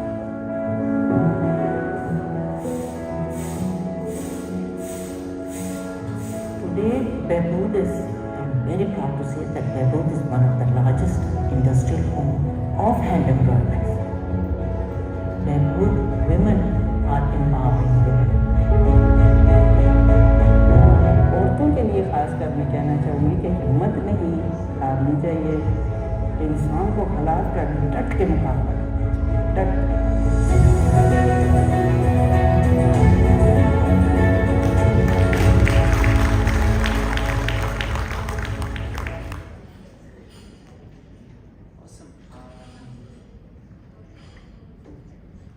Hi, so can you all hear me? Yes, you can. Good afternoon, good evening. I know I'm standing between you and a lovely evening, but I'm going to continue to stand for the next 45 minutes. Thank you, Mariam, for threatening to give me the phone 10 minutes before and you went overtime. You ate into my phone, so thank you. Exciting. Somebody wants to define diversity for me now? 7 versus 1. I was nervous earlier, now I'm scared actually. So, welcome Manoji, Lauren, Yab, Shadara, Abida. Oh, you changed places. Abida, Shalini, Fatima, and Wine. Welcome. Give them a big round of applause. My name is Vekhi Mahadevan. That was when I was in college. We're going to have some lovely time for the next 30, 40, 45. And don't worry about going overtime. Somebody is just an example for us. So we can go completely overtime. I had not met some of the panelists a few seconds before, so that's how exciting my life has been. But we will get the best out of them. I have told them not to give us statistics. Some parts of the conference actually felt like an academic seminar. We had so many statistics, some of them felt like a research. I told Professor, we could very well have had a research forum. Extremely educated, extremely talented, extreme statistics. But then we had people speaking about emotional quotient, my fellow rider here, where he's speaking about emotional quotient. We had people speaking about advocacy, we had people speaking about empowerment, we had people speaking about transformation, we had people speaking about enablement, so on and so on. So very, very exciting. Before I get down to questions, I want to give you a little bit of my background. I born in a family, like everybody else, my mother loved me a lot, and you stood out. I never stood out because I was the youngest. So I was the pampered kid. 4 sisters. So I am women in management personified. There is no denying that a mother, 4 of us, please, not for a moment ever think everything you do, a woman is a man. I am that. And I used to do a lot of independent thinking till I got married. So while I lead in the office, I manage at home. So there is no semblance of any of my leadership skills at home. It's completely managed by, that's my life. I've been a corporate person all my life, worked for large corporations.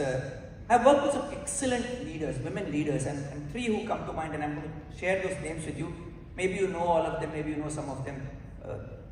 One of them, the first person I'm going to talk about, is a lady called Damindra Dais. Damindra is a great friend. Sulu is touching her heart, and I know Sulu, she's very close to you. Somebody I absolutely love and respect. She actually toppled the glass ceiling a couple of times, went on to reach the height at Coca-Cola and at Kellogg. Great friend, we still are in touch. She now does a lot of social work and community service out of Canada. The second person I'm going to talk about is Kasturi Chelaraja. Very dear, very close, excellent person, great human being, does phenomenal work. I've known her for a few years only, but phenomenal work. Somebody who comes to mind when we talk about women and we talk about leadership. In fact, I don't even call these people as women leaders, I just call them leaders. Great work. Even yesterday when I met Kasturi after a long time, we had some very, very engaging conversations. So absolutely phenomenal. The third person I'm going to talk about, and maybe you don't know her at all, you must have heard of her. I don't think any of you have seen her also. Her name is Sulochana Segera. So, people call her Sulo, and I've known Sulo for a few years now. She's the midnight friend, right? She was saying, I call people, and also my number is also on her speed dial. So, without knowing where I am. But she's somebody I've seen, and I was reading her, and she reminds me of a person, Sylvia Ache, I don't know her surname, and this lady went on to head up Blue Cross, Girl Scouts, right? Girl Scout is Girl Scout, it's an organization. You can look it up and read about it. She was brought on to head that organization as CEO, and something very beautifully she said, and which is why I think all of you and people like Sulochana are where you are. She said, don't walk away until somebody tells you no 3 times. And I want you all to write it down. I don't know how many of you, this is not even about women, this is about men and women, have walked away when people have told you 3 times no, till somebody tells you no 3 times. So she set out to sell, and she gives a story where she sets out to sell a bunch of cookies to, and her leader tells her to, so she tries to sell it to a lady in the car in the US, and the lady says, no, I don't want cookies. All of us do that when somebody comes. She says, okay. She goes down to the other side, and the lady gets out of the car and she says, can I give you some cookies? And she says, I don't want to buy cookies from you. And then the lady starts walking towards her house, and she runs behind her and she says, are you sure there is nobody in your house who would want a packet of cookies? And the lady buys it. How many of us have been in situations like this and walked away because we think it is not nice to disturb a person? I don't like someone telling no to me. Sulochana, people must have said no to you 12 times. I'm sure Tamindra, Kasturi, Sulochana, and Abida, Shalini, Lauren, all of them have their own no's, and that's what we're going to listen to them from. How many times people told them no, and how many times they said, no, I am going down this path because this is where I want to be. We read of Indira Nunes, we read of Ursula Burns, who went on to the first black woman who went on to lead a Fortune 500 company. She ran Xerox from, I think, 2009 till 2016, and multiple billions of dollars in revenue. We know all these people. Let's hear about all these people, right? So over to you, ladies and girls and women, whatever you call yourself. I want to start with, and I'm not going to give you time like Mariam gave her. I'm going to give you free time. I want each of you to tell me about a time in your life, and this, I want you to go back to your personal life. Tell me about a time in your life, which was the moment when actually things changed for you and it kind of shaped your philosophy to where you are today. And while you're thinking about an answer, I'm going to give the audience a quiz. It's a quiz. Whoever answers it right can take the gift from Professor Selvaraj. I have on the stage. No, this is real. Who laughed? This is real. He's got those goodie bags. Handbag next to him is for giveaways. I have a dancer who dances all by herself. She feels like it, she goes in the building and starts dancing all by herself. Like some people call them mad. I have a person who sings, who eats a lot, but likes to feed her family also. I have a person who jumped from her balcony to her mother's balcony, thinking she was at least 10 to 15 years younger, and she broke some part of her body. I know, you get thinking, oh, we got 1 mad, 2 mad, no 3rd mad. I have somebody who's a politician and a minister. So that's 4, again, added to that category. I have somebody who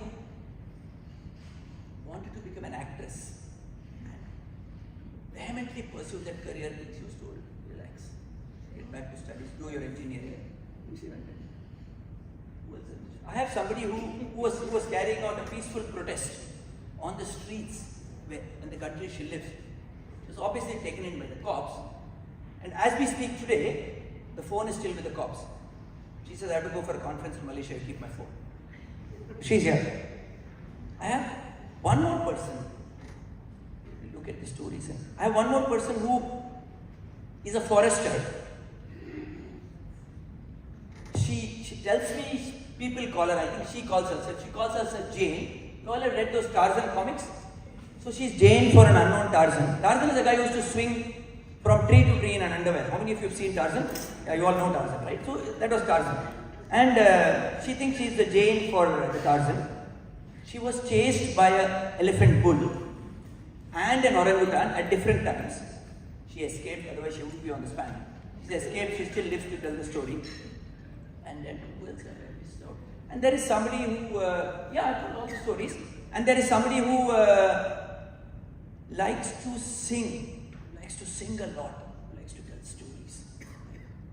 I want you to guess at the end of this conference or the end of this talk who is who. Write your answers, give it to Professor, I'll give you his home address and his personal phone number and picture. Make sure you collect the gift and take it. You are here for 2 more days, make the most of it. Ladies, I want to start with you, Wine, with your personal story, quickly, and what shaped you to where you are today, okay? Good. I hope you have no questions so far, right? Good. And I keep just asking, this is just a formality. And by the way, if any of you are dying to take pictures, want to take my autograph, please feel free to whistle, take pictures, independent portrait, sideways. I will stop talking if you come here. There are no, I normally travel with my personal photographer. Today there is none. Professor, there is no photographer. Normally 5-6 guys should be running around and taking pictures of you. None of that has happened. So, girls, feel free to take pictures. I am available now, even afterwards, outside. Yeah? And so are all of us, right? All of us are ready to take pictures. Wine, over to you. I'm going to shut up now and hand it over to Wine. I think you tell the audience my secret, right? Yeah, please. So I hope you guess who wanted to be an actress among these panelists. That's what I had a chance to talk with him yesterday, and unexpectedly I reveal my secret. But I'm happy to be part of WIM, and also it's an honor to get this award because of the board member. I didn't expect that much, to get such an award, outstanding award from Myanmar. As far as I noticed, I'm the first awardee from Myanmar. So it's a great honor, and I never forget such a recognition in my life. And besides, branding about Myanmar and Myanmar products, like you notice, I wear Myanmar silk. But in my life, I didn't have a chance to introduce myself as a Myanmar. I used to stay in the States in 1999 to 2011. When I said I'm from Myanmar, oh, it's an island country?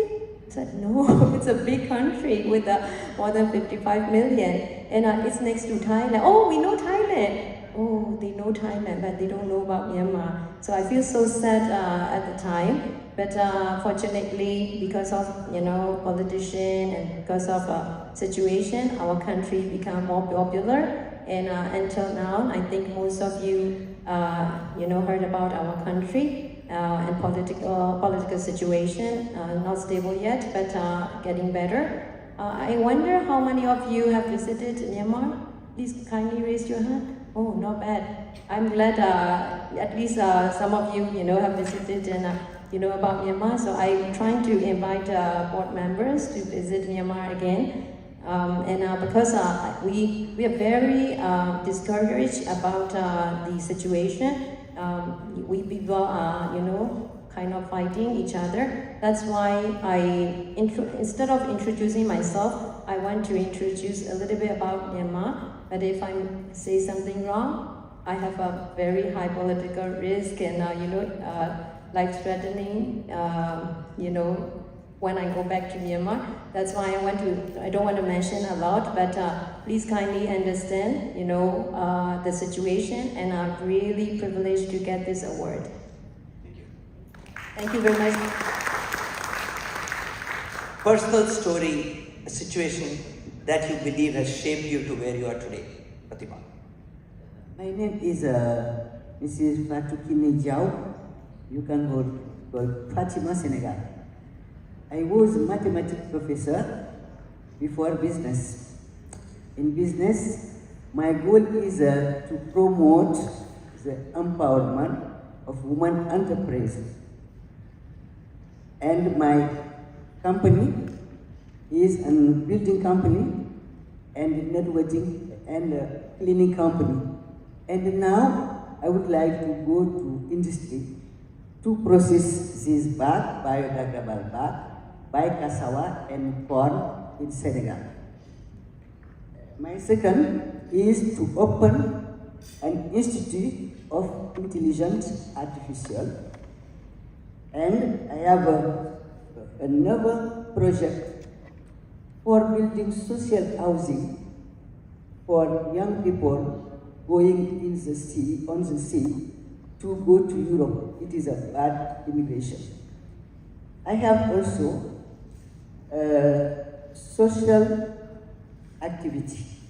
In my country, many young Muslim people are living in the street, and I have a project to build this flat. It is a waqf flat, waqf in Muslim, for these children, to give them residence and to give them training. And now I am organizing women with precise objective. My English is bad, I apologize. And I have a clear objective for them. Women who have projects who have not funding, I tell them to go to take a consultant to study a business plan.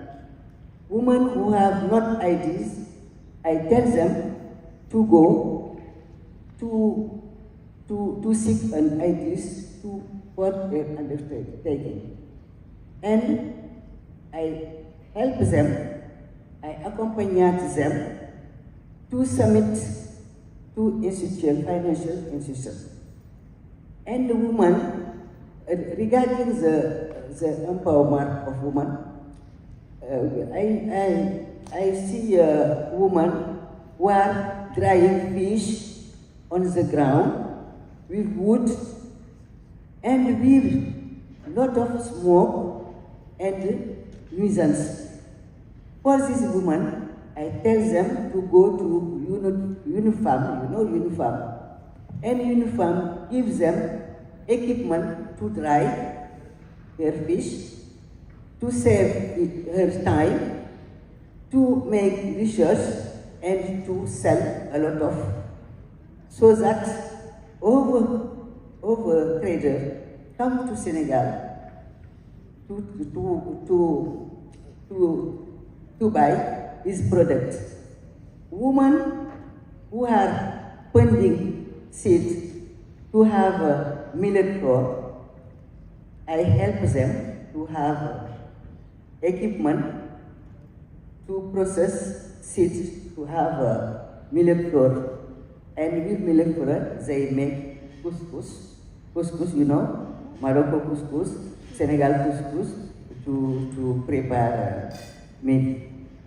And I create a cooperative of housing and agriculture to promote intelligent agriculture in my country and to promote Industry 5.0. I don't know if you use Industry 4.0, but in manufacturing you can use Industry 0.0 to improve your production, to save your time in manufacturing, in automobile, in processing, in the agro business activity, etc. After I see what I do. Thank you. Thanks, Fatih. Thank you, Venki. Thank you, Sulochana and WIM Malaysia. It's a privilege to be here and speak at this panel. I just want to bring, I think today you heard a lot about leadership mantras, work-life balance. So I just want to bring a different spin to leadership and work-life balance in a life-defining moment. And I think that's what Venki wanted us to talk about, how our philosophy changes in life-defining moments. I was diagnosed with stage 4 cancer in 2016. And when you're in the face of death, you look back at your life and you reflect on whether you could have done anything better, whether you have any regrets, right? And it's the day, what are you leaving the world with? Of course, thankfully I didn't die and I'm here today, but I just want all of you to think about your priorities in life. And I'm happy you raised the question about work-life balance. I'm a strong believer that women play a significant role in society, in the building of a society. And I've seen my mom do that. She was a brilliant doctor, but she always took she always worked, as I always did, but we never really took on C-suite roles till, so for me, even if I had an offer, I always worked, carried on my professional life as an example to my daughter, but I always took a job that gave me the time to be with my kids. And I have no regrets on that. Be it my kids, be it my parents, my husband, my sister, and my friends, who really are higher on the list of priorities for me than the profession.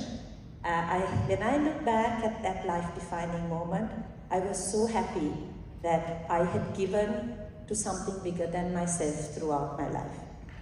So I want to leave you with that. There is nothing saying it's right or wrong to balance your work and your personal life. It's your call. Be the best mother you can be the best wife, husband, friend, sister, child to your parents. Eventually, like Steve Jobs said, no one cares about how many companies you've built. No one cares about what you've achieved professionally. It's really the lives of the people you touch. Okay? So my leadership mantra has always been, I think it was always with me, but having been diagnosed with cancer, I think I have become a far more empathetic, allowing, caring leader. I really believe in creating safe spaces for my team, even for my children. You have to give them the comfort to fall, and that you will be there to pick them up and help them to shine again. So I think I've answered your question. Anything else you want me to add? No, thank you, sir. Thank you. Ida? Thank you, Minky, for giving me this platform to talk. You've seen my work, but I want to talk about my personal journey. I got married, my husband is a doctor, and we moved to USA.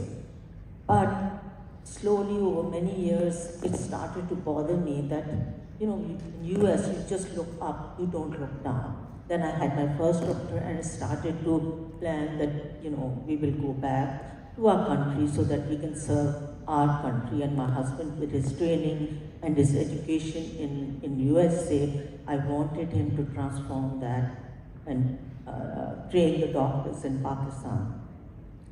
So when my daughters were 10 and 8-year-old, we just decided to move back and brought my reason for coming back was, if I had not brought them back, they would have never come back and seen that part of the world.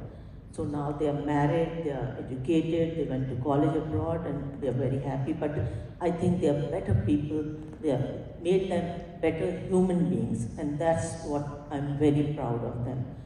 So when we moved back, 2 years it took me to settle, my husband and my daughters, and then I joined this organization. Now, it's my over 30 years that I'm working with them. And it gives me great pleasure to work with these underprivileged women and see them so empowered. It's all about economics. They were women who were not allowed to come out. Sometimes their husbands would lock them and go to work and come back, unlock. But now, their lives have changed.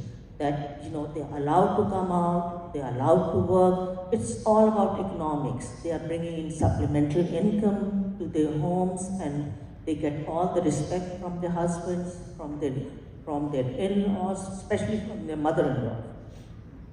So that gives me a lot of satisfaction. Now I see 1.6 million empowered women. When you empower a woman, she gets socially and politically empowered. We have case studies where she will run for the election and, take care of the community. Our main thing is working in the community.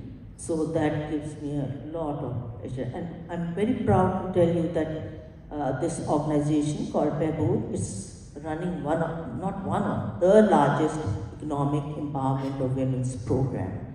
And also with that, we have a very holistic approach.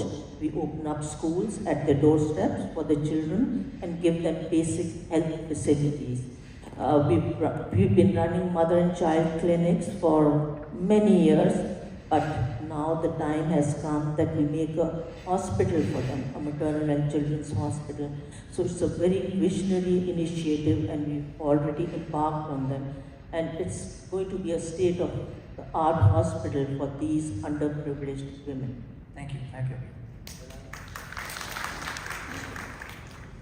Thank you very much for the organizers as well as our moderator for introducing us very well to all the participants. And while introducing, he mentioned that it is all us women versus me, but I would like to remind you that you're part of the team.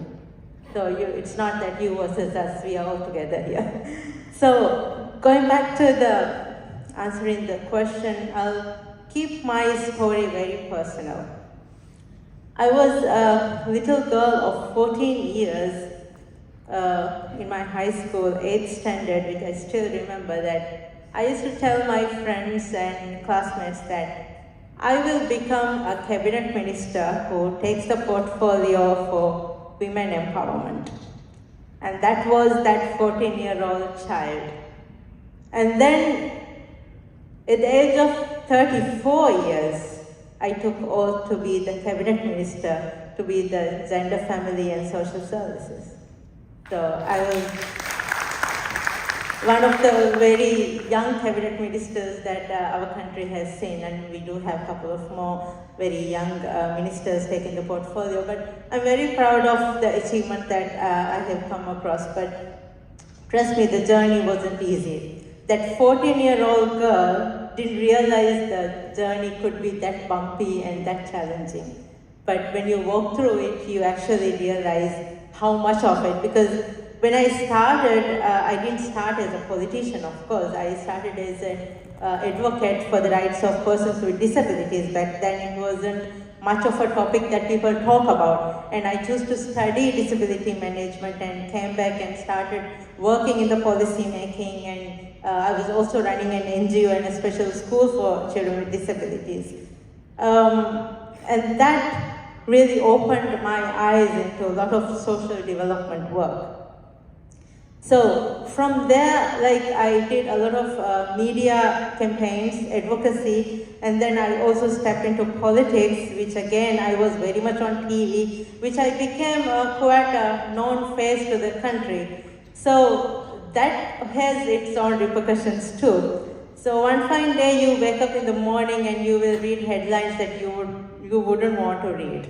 And then you will open the social media platforms that you will see memes about you, like posters about you that you would want to see to yourself, and you wouldn't want your kids to see that.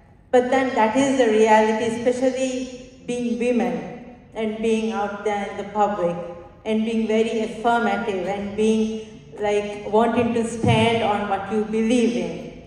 So that is the road that I went through, and my take home for you all is that you should dream big. I didn't realize that it could actually be a reality when I was a little girl. I just wanted to be tough, and then I wanted to be, somebody who is very ambitious. That was the whole meaning of it. I didn't literally meant that I would actually become a minister, but it became a reality. So I dreamed big, and I refused to give up. Throughout the journey, so many difficult times that I tend to tell myself, okay, I can't do this. But no, I did refuse to believe that and go forth. Rather, I believe to stand on myself and refuse to give up. So I think that is my story more or less, and hope to contribute more in the panel discussion. Thank you. Thank you. Yeah. Good evening, ladies and gentlemen. Actually, I come from Peninsula Malaysia, in East Harbour, not far from but raised in a very humble home. Father, I'm an eldest, so the parents always look up at the eldest to give examples for the siblings. So always has high hopes. My parents raised us up to be very responsible and all that. So that's my parents' beginning that gave me a leadership, I would say, among the siblings. So as we go past, then when you enter, I actually wanted to be a doctor. But government gave me study forestry. So I guess you can know what you mean, what Vicky was saying about foresters. So I'm a forester. That field is a very dominant field. I'm out, I think in the beginning, when I was joining the program, I was the only lady in the whole class of 50, almost 50. That was way back in 1988. Way back then, the lecturers always, oh, of course it's a guy, and he says, okay, let's have the lady become our leader. So he elected me to be the class leader. And throughout that program, I had to lead the case of 49 males. Over there, of course, the people even among the program and also outside the faculty, the people will say, oh, that's Jane among all the dozens. So once that, but that's the firm belief that we won't fall. So we always make sure we way ahead, believe in yourself. That's what I gained from this very much from the leadership conference these 2 days. I'm very true. It happens in all our lives. So believing in ourselves to be always in the forefront, and you move on. If you come with any challenges, nothing is impossible, you just move on, because what you work, people will see your works. Action speaks much louder than any words that you say. So up to now, even among my staff, I will always tell them, don't worry people to laugh at us or whatever, whatsoever, because whatever we do, people will, one day, we will be seen and throughout. Behold, this time when I received this award, I was very thankful to him. My whole division was so joyful that they want to make it so loud. I said, no, please be humble. Because by being humble, I always learned that from my staff. Because when I came up to work, started to work from, as soon as you get into the university, you were in a place, I was placed in a very remote. You don't have phone, you don't have lines, you get only newspaper 3 days. Out only you get one newspaper. You always read the old news.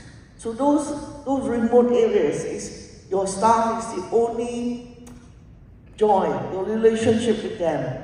So if you be humble with them, they'll share with you everything. So they taught me right from when I start my career, how to behave as a leader. So I'm so joyful that I'm blessed with all these staffs in my management. And so that we now become the first project in the world to be acknowledged as the certified for carbon offset. The first in Asia in year 2011, we are the first to get that certification. Because no one believed then, way back in 1992, when Real Summit starts, we started off this the project of this kind, that nobody believes that the carbon or the climate change then. But we already started the project to plant trees, to rehabilitate forests, in order to capture the carbon. So we already started with all the ESG, started with all that you say about the sustainability. And until now, in year 2011, finally we got it acknowledged. So I believe that with all these supports from all this, what the values that this conference has already given to us, what was being said, the trust, the respect, and the humbleness, I'm sure these are all very true. Thank you very much. Hello, good afternoon. My name is Lorhen. I know my name is kind of unique. It means hope if you Google it. And I think that word transcends exactly on the kind of path that I chose in my lifetime. I want to introduce you to the 3 types of ladies. The first lady, I know you're gonna be interested. The first lady in my story is someone who is a scholar, always at the best, always at the top of the class. She is getting a lot of princess treatment because of her status and because of what the other people have something to say about her. Oh, she's nice, compliments. She's so well loved until such time that she decided to follow her heart. I come to you as an authentic leader, as raw as possible, as relatable as possible, because I think that is the essence of being a woman. This lady fought for the love of her life. And that is the big change that she had. That was 28 years ago. 20 years ago, this princess had been abandoned, had been oppressed, have received prejudice, have received harassment from the workplace because of the men. You know, when they see pretty ladies in the corporation, they call you in the middle of the night, come here to my office, I have something to tell you. That kind of injustice creates fear, anxiety.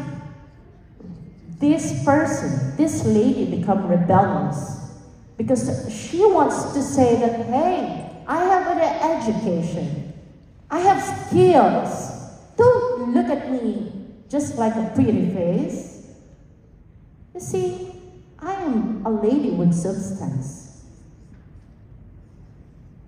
So that lady tried so hard until such time that you are facing a new kind of female person who is a graduate of doctorate degree, who is also an author, a chairman of the Trainers and Advocates Association, whose intention in advocacy is to help all those people who lacks the skills and knowledge, who lack that capacity, that kind of weapon that she has when she is striving too much to be a single parent. That is the only weapon that she has, her education. She is now facing you right now to inspire you, to let you know that education is the key. Do not lose hope. Do not look back, just move forward. We might be in different paths, but you know, ladies and gentlemen, we have the same kind of journey. The journey of growth, the journey of challenge, and the discovery. That discovery might leave us battle scars, but you know, these battle scars made us more beautiful. Thank you.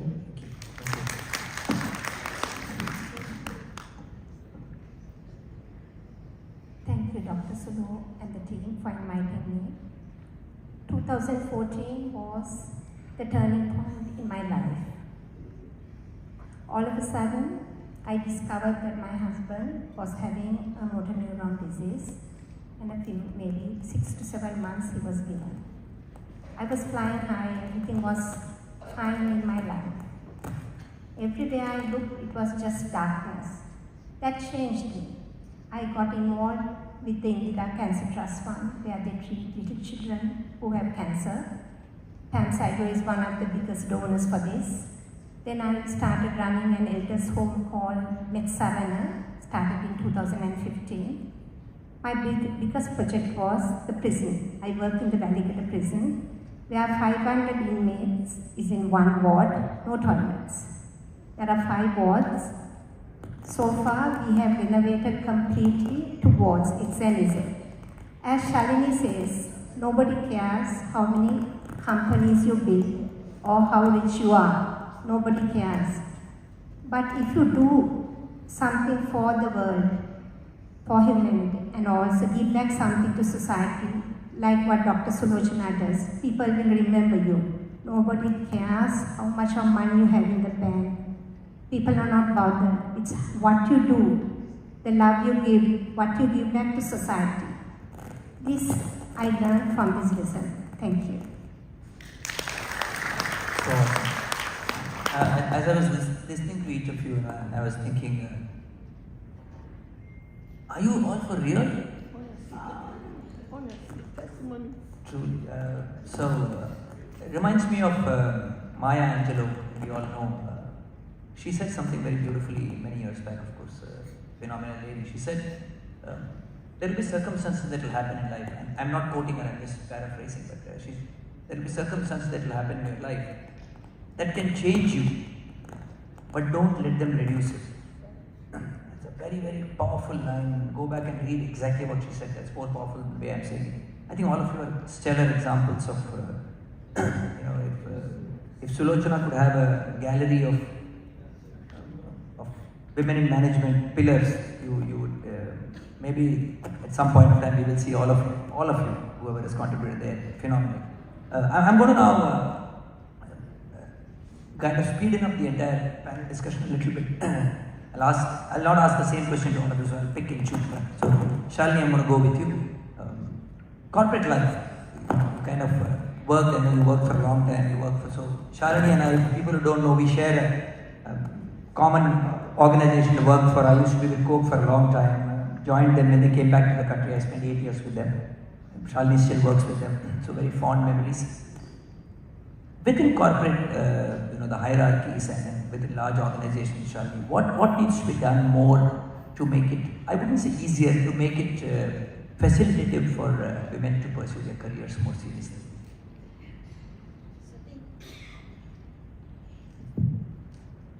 The essence of what you're saying is how do we best empower women? Right. Yeah. Perfect. It's really become a lot of, it's like the hip word, right? It's a buzzword. Everybody talks about empowering women, but do they really?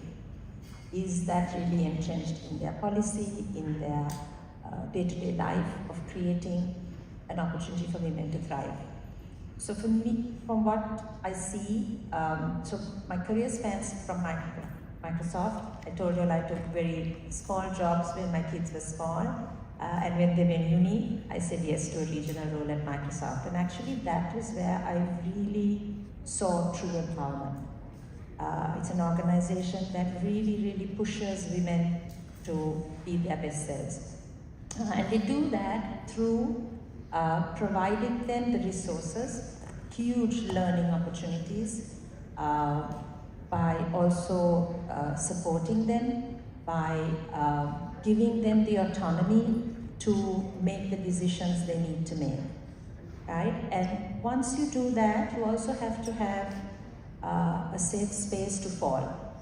A great leader or a great organization, if they all talk about giving, risk-taking, being creative and innovative, but if you make a mistake, that's the end of your job. But honestly, organizations, and the way the world is moving today, if you don't give that level of safety to your employees to create the next thing, you're not going to really sustain even as an organization. So with women, I think even at Coca-Cola, the dynamic has changed. You were there a while ago, it was a very hierarchical company. Today we are really looking at, especially now when I'm in India, India is a hugely hierarchical country, right? And what we are really looking to do, and the reason I was brought in from Sri Lanka to India is the fact that I bring a global perspective. And that is really to break down all the walls, create an opportunity where the younger generation are free to come up, like Kasturi said yesterday, really free to come up with new ideas, new thoughts, radical thoughts, disruptive thoughts, and make the place, a more dynamic organization. Awesome, lovely. Shidara, coming to you. Cultural challenges and the expectations, especially in Southeast Asia, obviously have an impact on women and their progression in management. What changes do you think that need to be made, or how does it? And you must have personally faced some of those, I know. I think the major barrier, especially, I mean, it's all over the globe, but in South Asia, we do share a common culture where we have certain stereotypes more than other parts of the world, which is more of a barrier for women. Especially the question that you posed prior to this one, like how can women be more empowered in any organization, like whether it's corporate, state, or like private, whatever. The most important part is like to keep an open mind.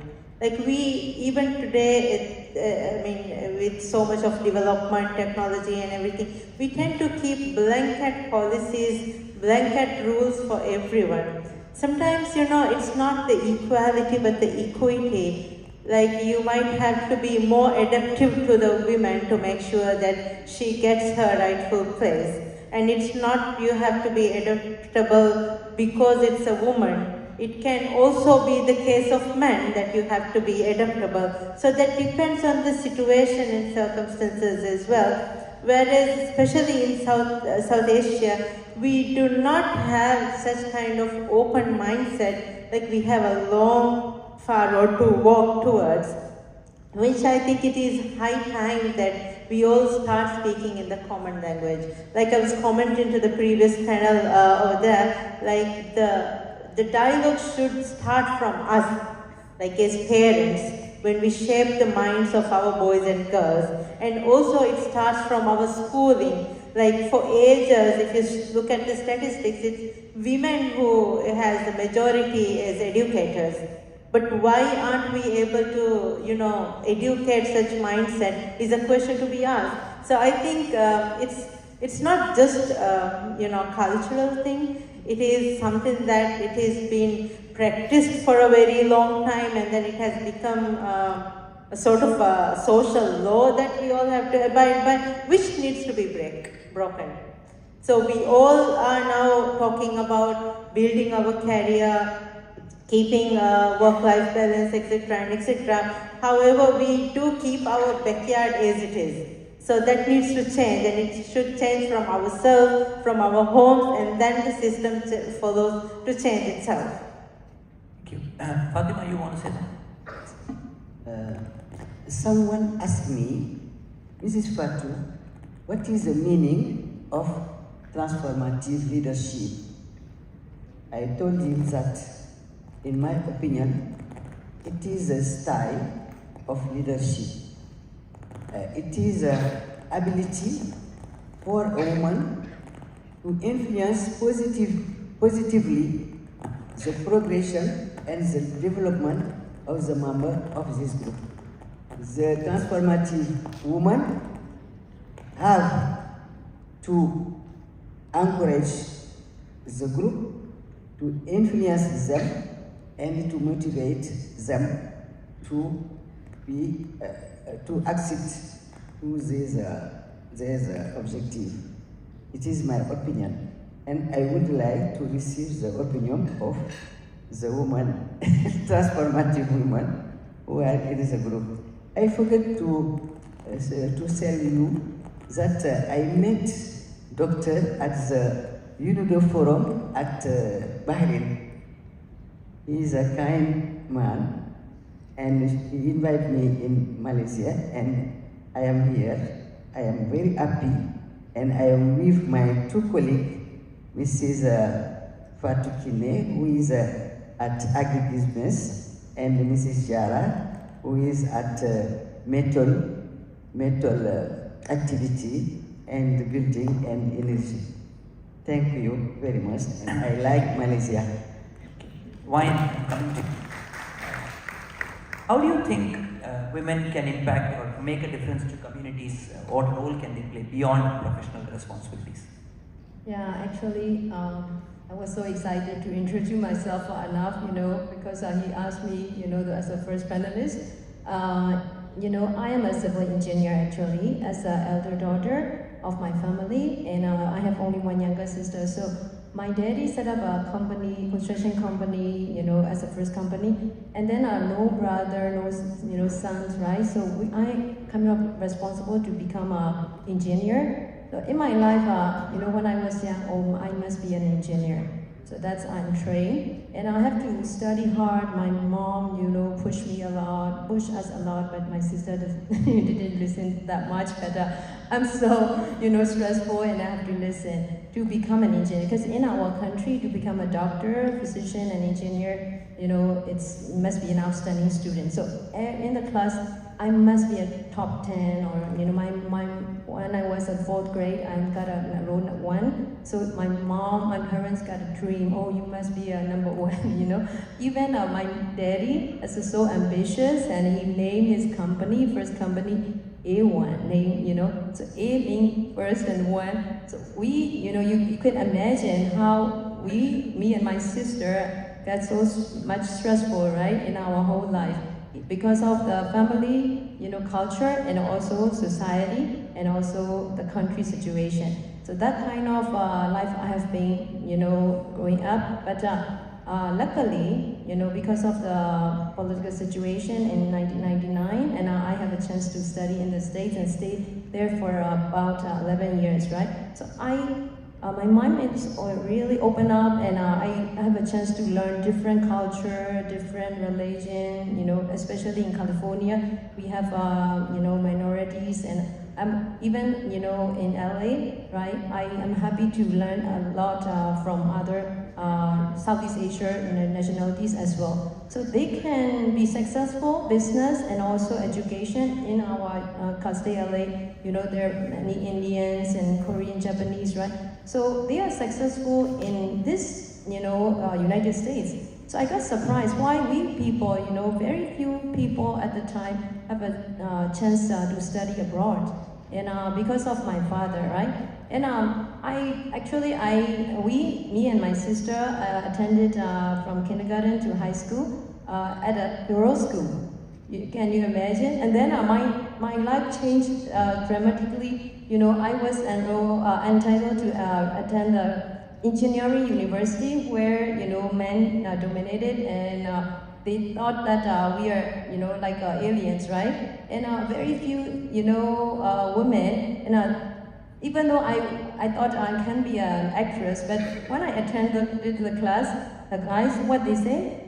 Oh, you are so ugly. Oh my God. They said that you are not qualified, to be a girlfriend, But luckily I have girlfriend already in my, school, girls' school. So I'm such kind of person, but I'm not a lesbian anyway, don't worry.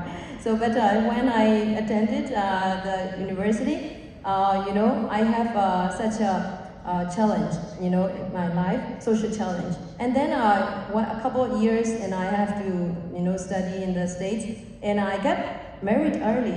I think you don't send your kids to girls' school or boys' school because it's not good. You don't have they won't have an experience with the relationship with guys or girls if you send such a school, right? So I didn't notice how to, make boyfriends, and I got married early and got a baby. Unfortunately, my baby became a premature, and then I have to struggle, the study and, taking care of my premature baby. And then, to finish my degree, associate degree, and, a bachelor degree, it took time, about a decade. But this is me. I never give up, So because I was an outstanding student, I must finish a degree in the States. And then as soon as I finished, I went back and I worked for my father. My father said, okay, if you don't go back, don't attend my funeral.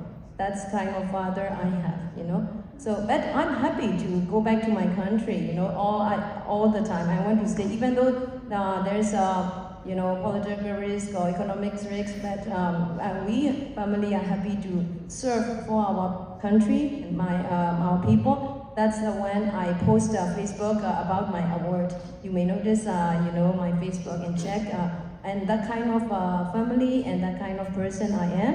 And that's why what I want to say is, besides, professional life, I have to serve, as a good daughter, as a good, sister for my sister because she's 4.5 years younger than me. So since I was young, my mom always said, oh, be a role model for your sister, be a role model for your relatives, because I'm the eldest grandkid from my father's side, and also I'm the most outstanding student, on my mom's side also. So my niece and nephew always look at me, and I was so stressful, to be such a role model. But I'm get used to it, luckily, because of my parents' training. And then when I went back to my country, I joined. Please let me take still one more minute, because I didn't take too much time, right, at the beginning. And I serve for my parents' companies, and also the meaning I serve is Rotarian. I'm a Rotarian, and I want to say service above self, right? So I'm happy to serve for my parents and also organization, especially women organization, because we women, Asian, especially in Myanmar, we are afraid of father, brothers, community, and because we are so shy and I'm not that brave. Because of the culture, because of the experience in the States, I'm that brave. But most of the, Myanmar women are very shy and are very scared of, the family and father and, husband.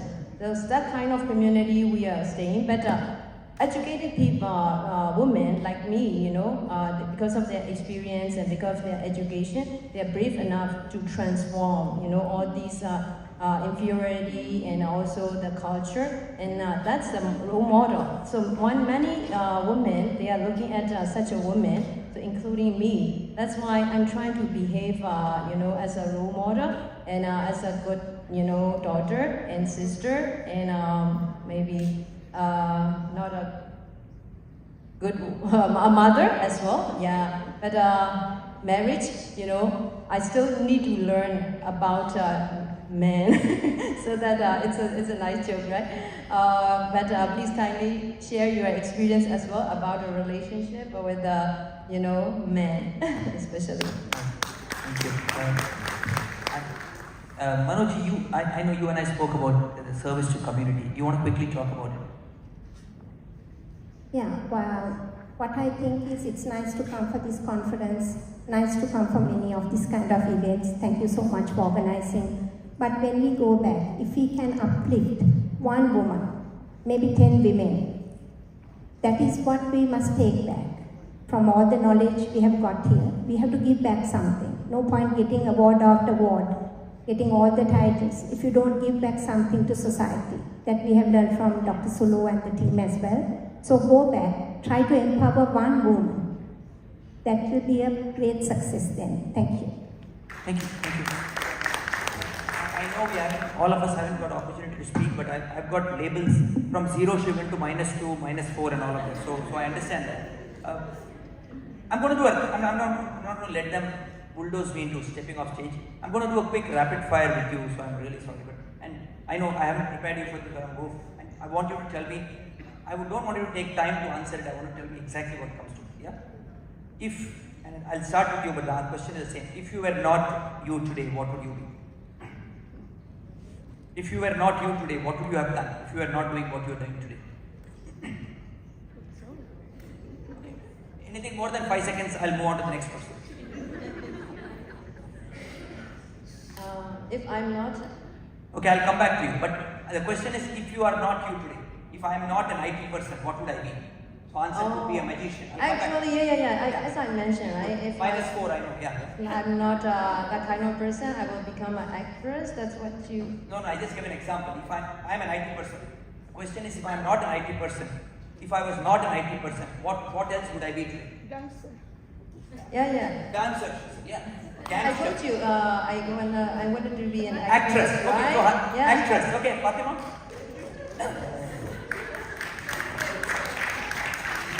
You need a mic, Fatima.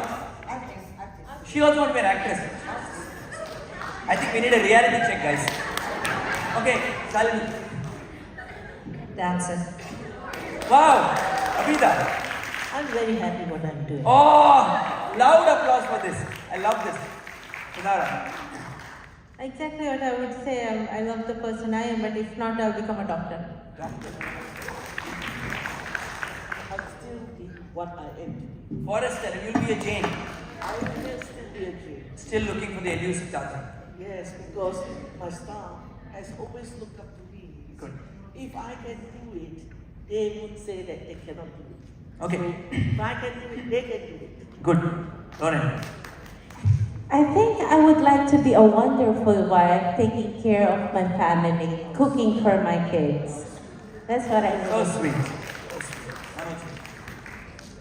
I would have liked to be a salsa dancer. Salsa dancer. Okay, I'm starting with you, Manoji. Last question, and I'm stepping off stage. He's pulled out a gun, sir. Going on. One leadership trait that you think is absolutely essential in a leader. I don't care women or men. In a leader, one leadership trait. If you're running a company, and if it is your own company or you're running for somebody, always make the workers feel they are a part of the company. Pam Hydro, nobody works for Pam Hydro or Arslan Nicolaj. Everybody works with Pam Hydro. When you show them that they are a part of the company, you don't have trade unions, you don't have problems because they feel that they belong to the company. Second thing is that if the company is growing for 80%, you have to see that your workforce at least achieves 40%. They are giving standards, 40% see that they grow with the company. Thank you. I have 3 A's. Authenticity is number 1. Agility. I think that's another one. And then accountability. For me, it's be humble. Be humble. Yeah, and you will wait. So you will actually speak louder than So humility. Yes. For me, to be a great leader, you need to fail and you need to accept it. Yeah. Failure. Very nice. For me, you should be a great, confident leader that play a role model that everybody follows. A role model. Good. Confidence. Humility, I think. Humility. Perfect. Perfect. Fatima, thank you. I think that you can be a transformative woman, man, great leaders. Thank you. Actually, I wrote down all qualities of transformative leaders or leaders. You all know that. So I think as necessary, we must apply all these, qualities, right? Otherwise, we cannot survive in Myanmar, as a challenging country like Myanmar, right? So I think all, characteristics we must have, right, as necessary. So that's what I understand. Yeah, sure. Because you said one, I said humility, but integrity. You take 2. Integrity. Integrity. Absolutely spot on. Integrity. Yeah. So, ethics, integrity, value system, collaboration, community, communication, accountability, aspiration, so on and so forth. We can go on, but since we are now at -5 or -7, I'm going to bring this panel discussion to a close. We did about 20% of the questions I had, but very deep answers. I'm assuming you enjoyed as much as I did on stage, and you were not even nervous and scared.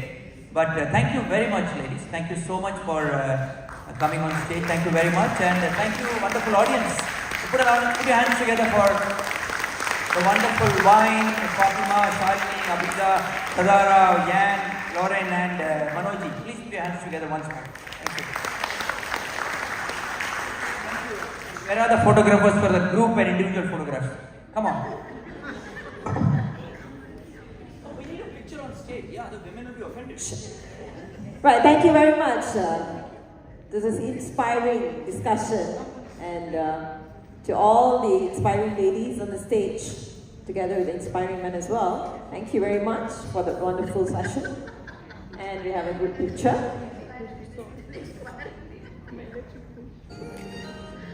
There's always space for more.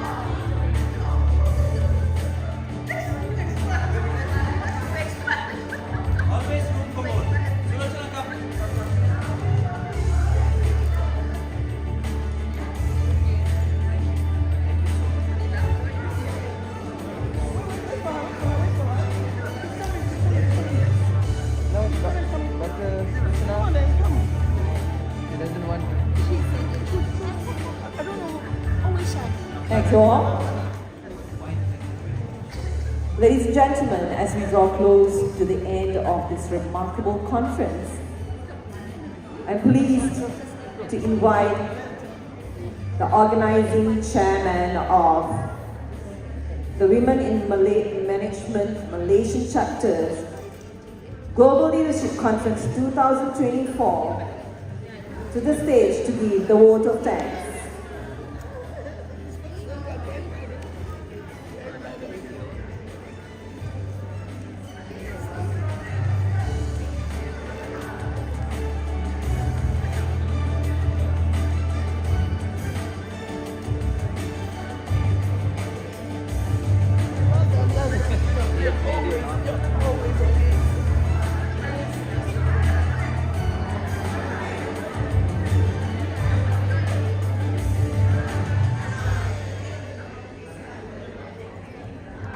A very good evening to all of you. Can I have all of you sit, please? Just give me 2 minutes.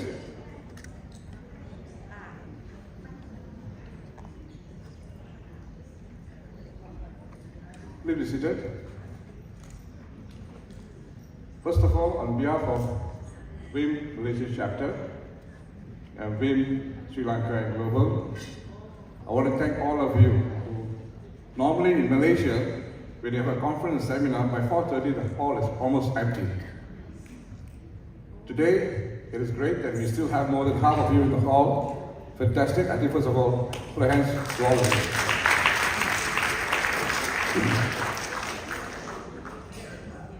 I must thank each and every one of you who's been here from day one to today.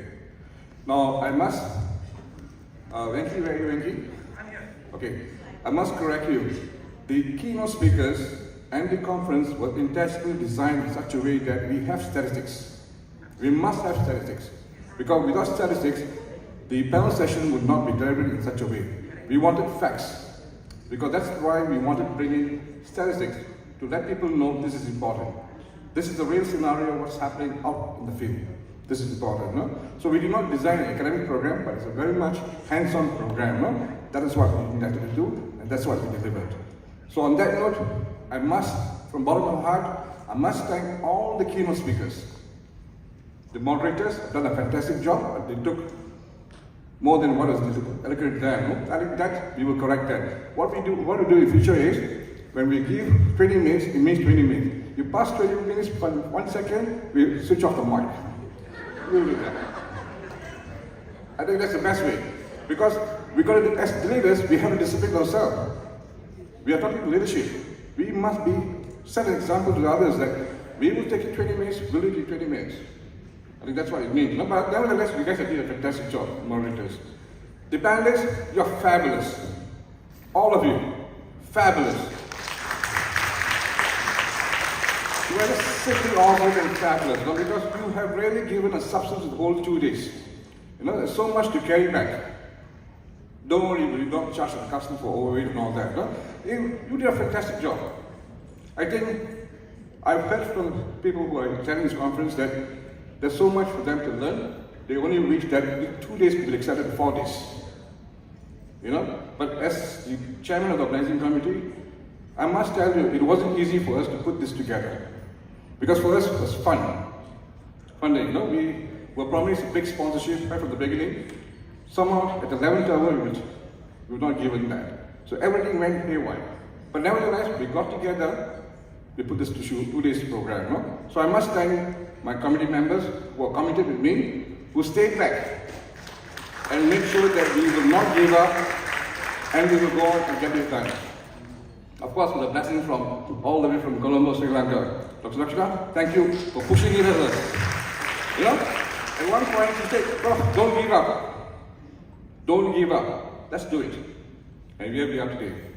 Once again, from bottom of my heart, from bottom of my heart, I must thank all of you, my committee members, my sponsor, whoever came up, all my contributors, the sponsors who all came in big way, Microsoft, Gamma, whatever little they gave us was very big. You know, the bigger ones did not shine off at the last minute for some other thing, but nevertheless, I really, really, really thank them. My judges,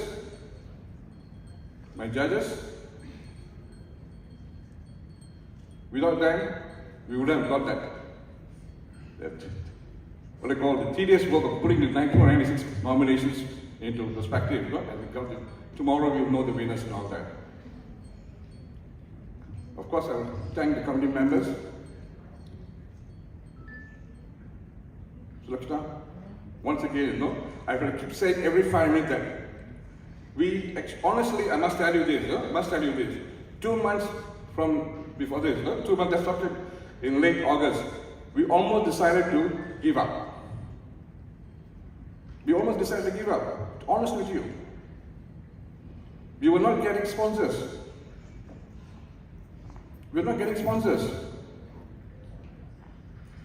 But she gave me the support. She said, Prof, let's do it, let's push it. And here we are today. Because of that, I will never forget that day. I remember 2 in the morning, we chatted, 2 in the morning, and we said, let's do it. And we are here today.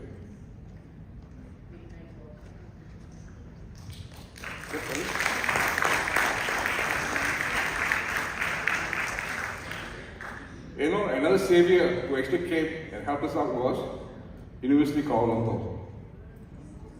We are supposed to have a free conference, and we had 6 fabulous seminars, workshops to be conducted, to deliver. We only had finally 2. We could not run the 4. Because I must be transparent and honest. As leaders, that's what we do. We wanted 6 seminars, conferences of high class. We had fantastic facilitators and trainers flown in from all the way from France, from US, Australia, and New Zealand and all that. But we still could not run it.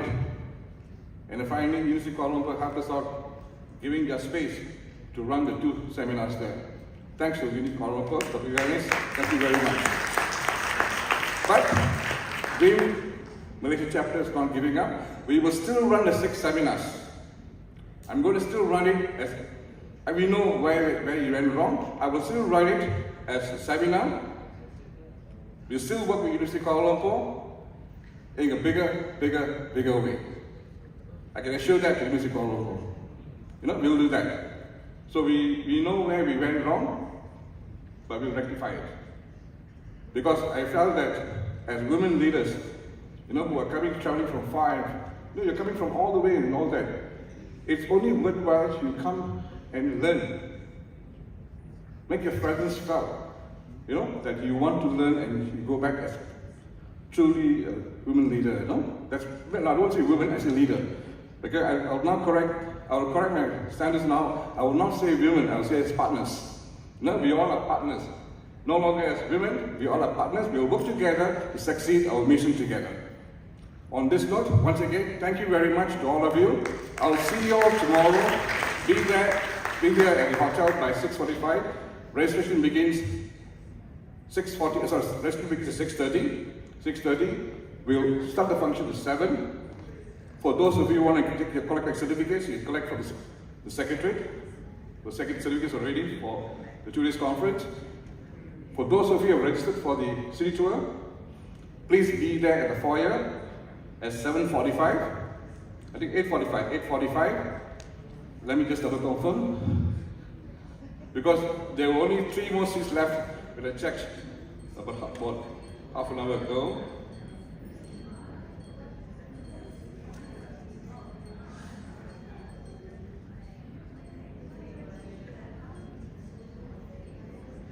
Just a minute. Okay. All right. Yeah, the bus departs at 9 o'clock. Those who have registered for the tomorrow city tour, be there at the lobby at 8:45. 8:45. You'll be going to Batu Caves, Twin Tower, the Central Market, the King Palace, and the Lake Gardens with the mosque. So you'll be back at the hotel by 2. Deciding whether you want to have lunch outside or in, but you'll be back by 2. So you have enough time to travel to prepare yourself for the evening. So those who have registered, please be there at the lobby by 8:45. The bus leaves at 9 sharp. Alright, on that note, once again. No Batu Caves? Yes? Yeah, Batu Caves there. Batu Caves. It's the first visit, Batu Caves. So, once again, terima kasih. Thank you very much. See all of you tomorrow. Bye. Esteemed delegates, ladies and gentlemen, as we come to the end of this extraordinary event, yes, one more. Can I have all the judges at the first mezzanine floor at the coffee house? Just for a 10-20 minutes. All the judges, please. Thank you. Yeah, once again, esteemed guests, ladies and gentlemen, as we come to the end of this truly extraordinary event, I want to take a moment to thank and extend my heartfelt gratitude to Women in Management Malaysian Chapters team, the organizing committee, speakers and delegates for making this two-day conference a tremendous success and having me to be a part of this prestigious event. It's my honor. And we are taking away a lot of inspiration, inspiring words and mission back home with us. And definitely all of you are ready to receive the awards tomorrow. And advance congratulations to all the award recipients from me. And to all the ladies, gentlemen in the room, your dedication, passion, and outstanding contribution are truly commendable. And as we bid farewell, cheers to all the memories that we've created, the friendships that we have strengthened, and to the endless possibilities that we are looking forward to. Take care, signing off. It's me, Cecilina Jadas, and have a great evening ahead. Till I see you again in another fantastic event.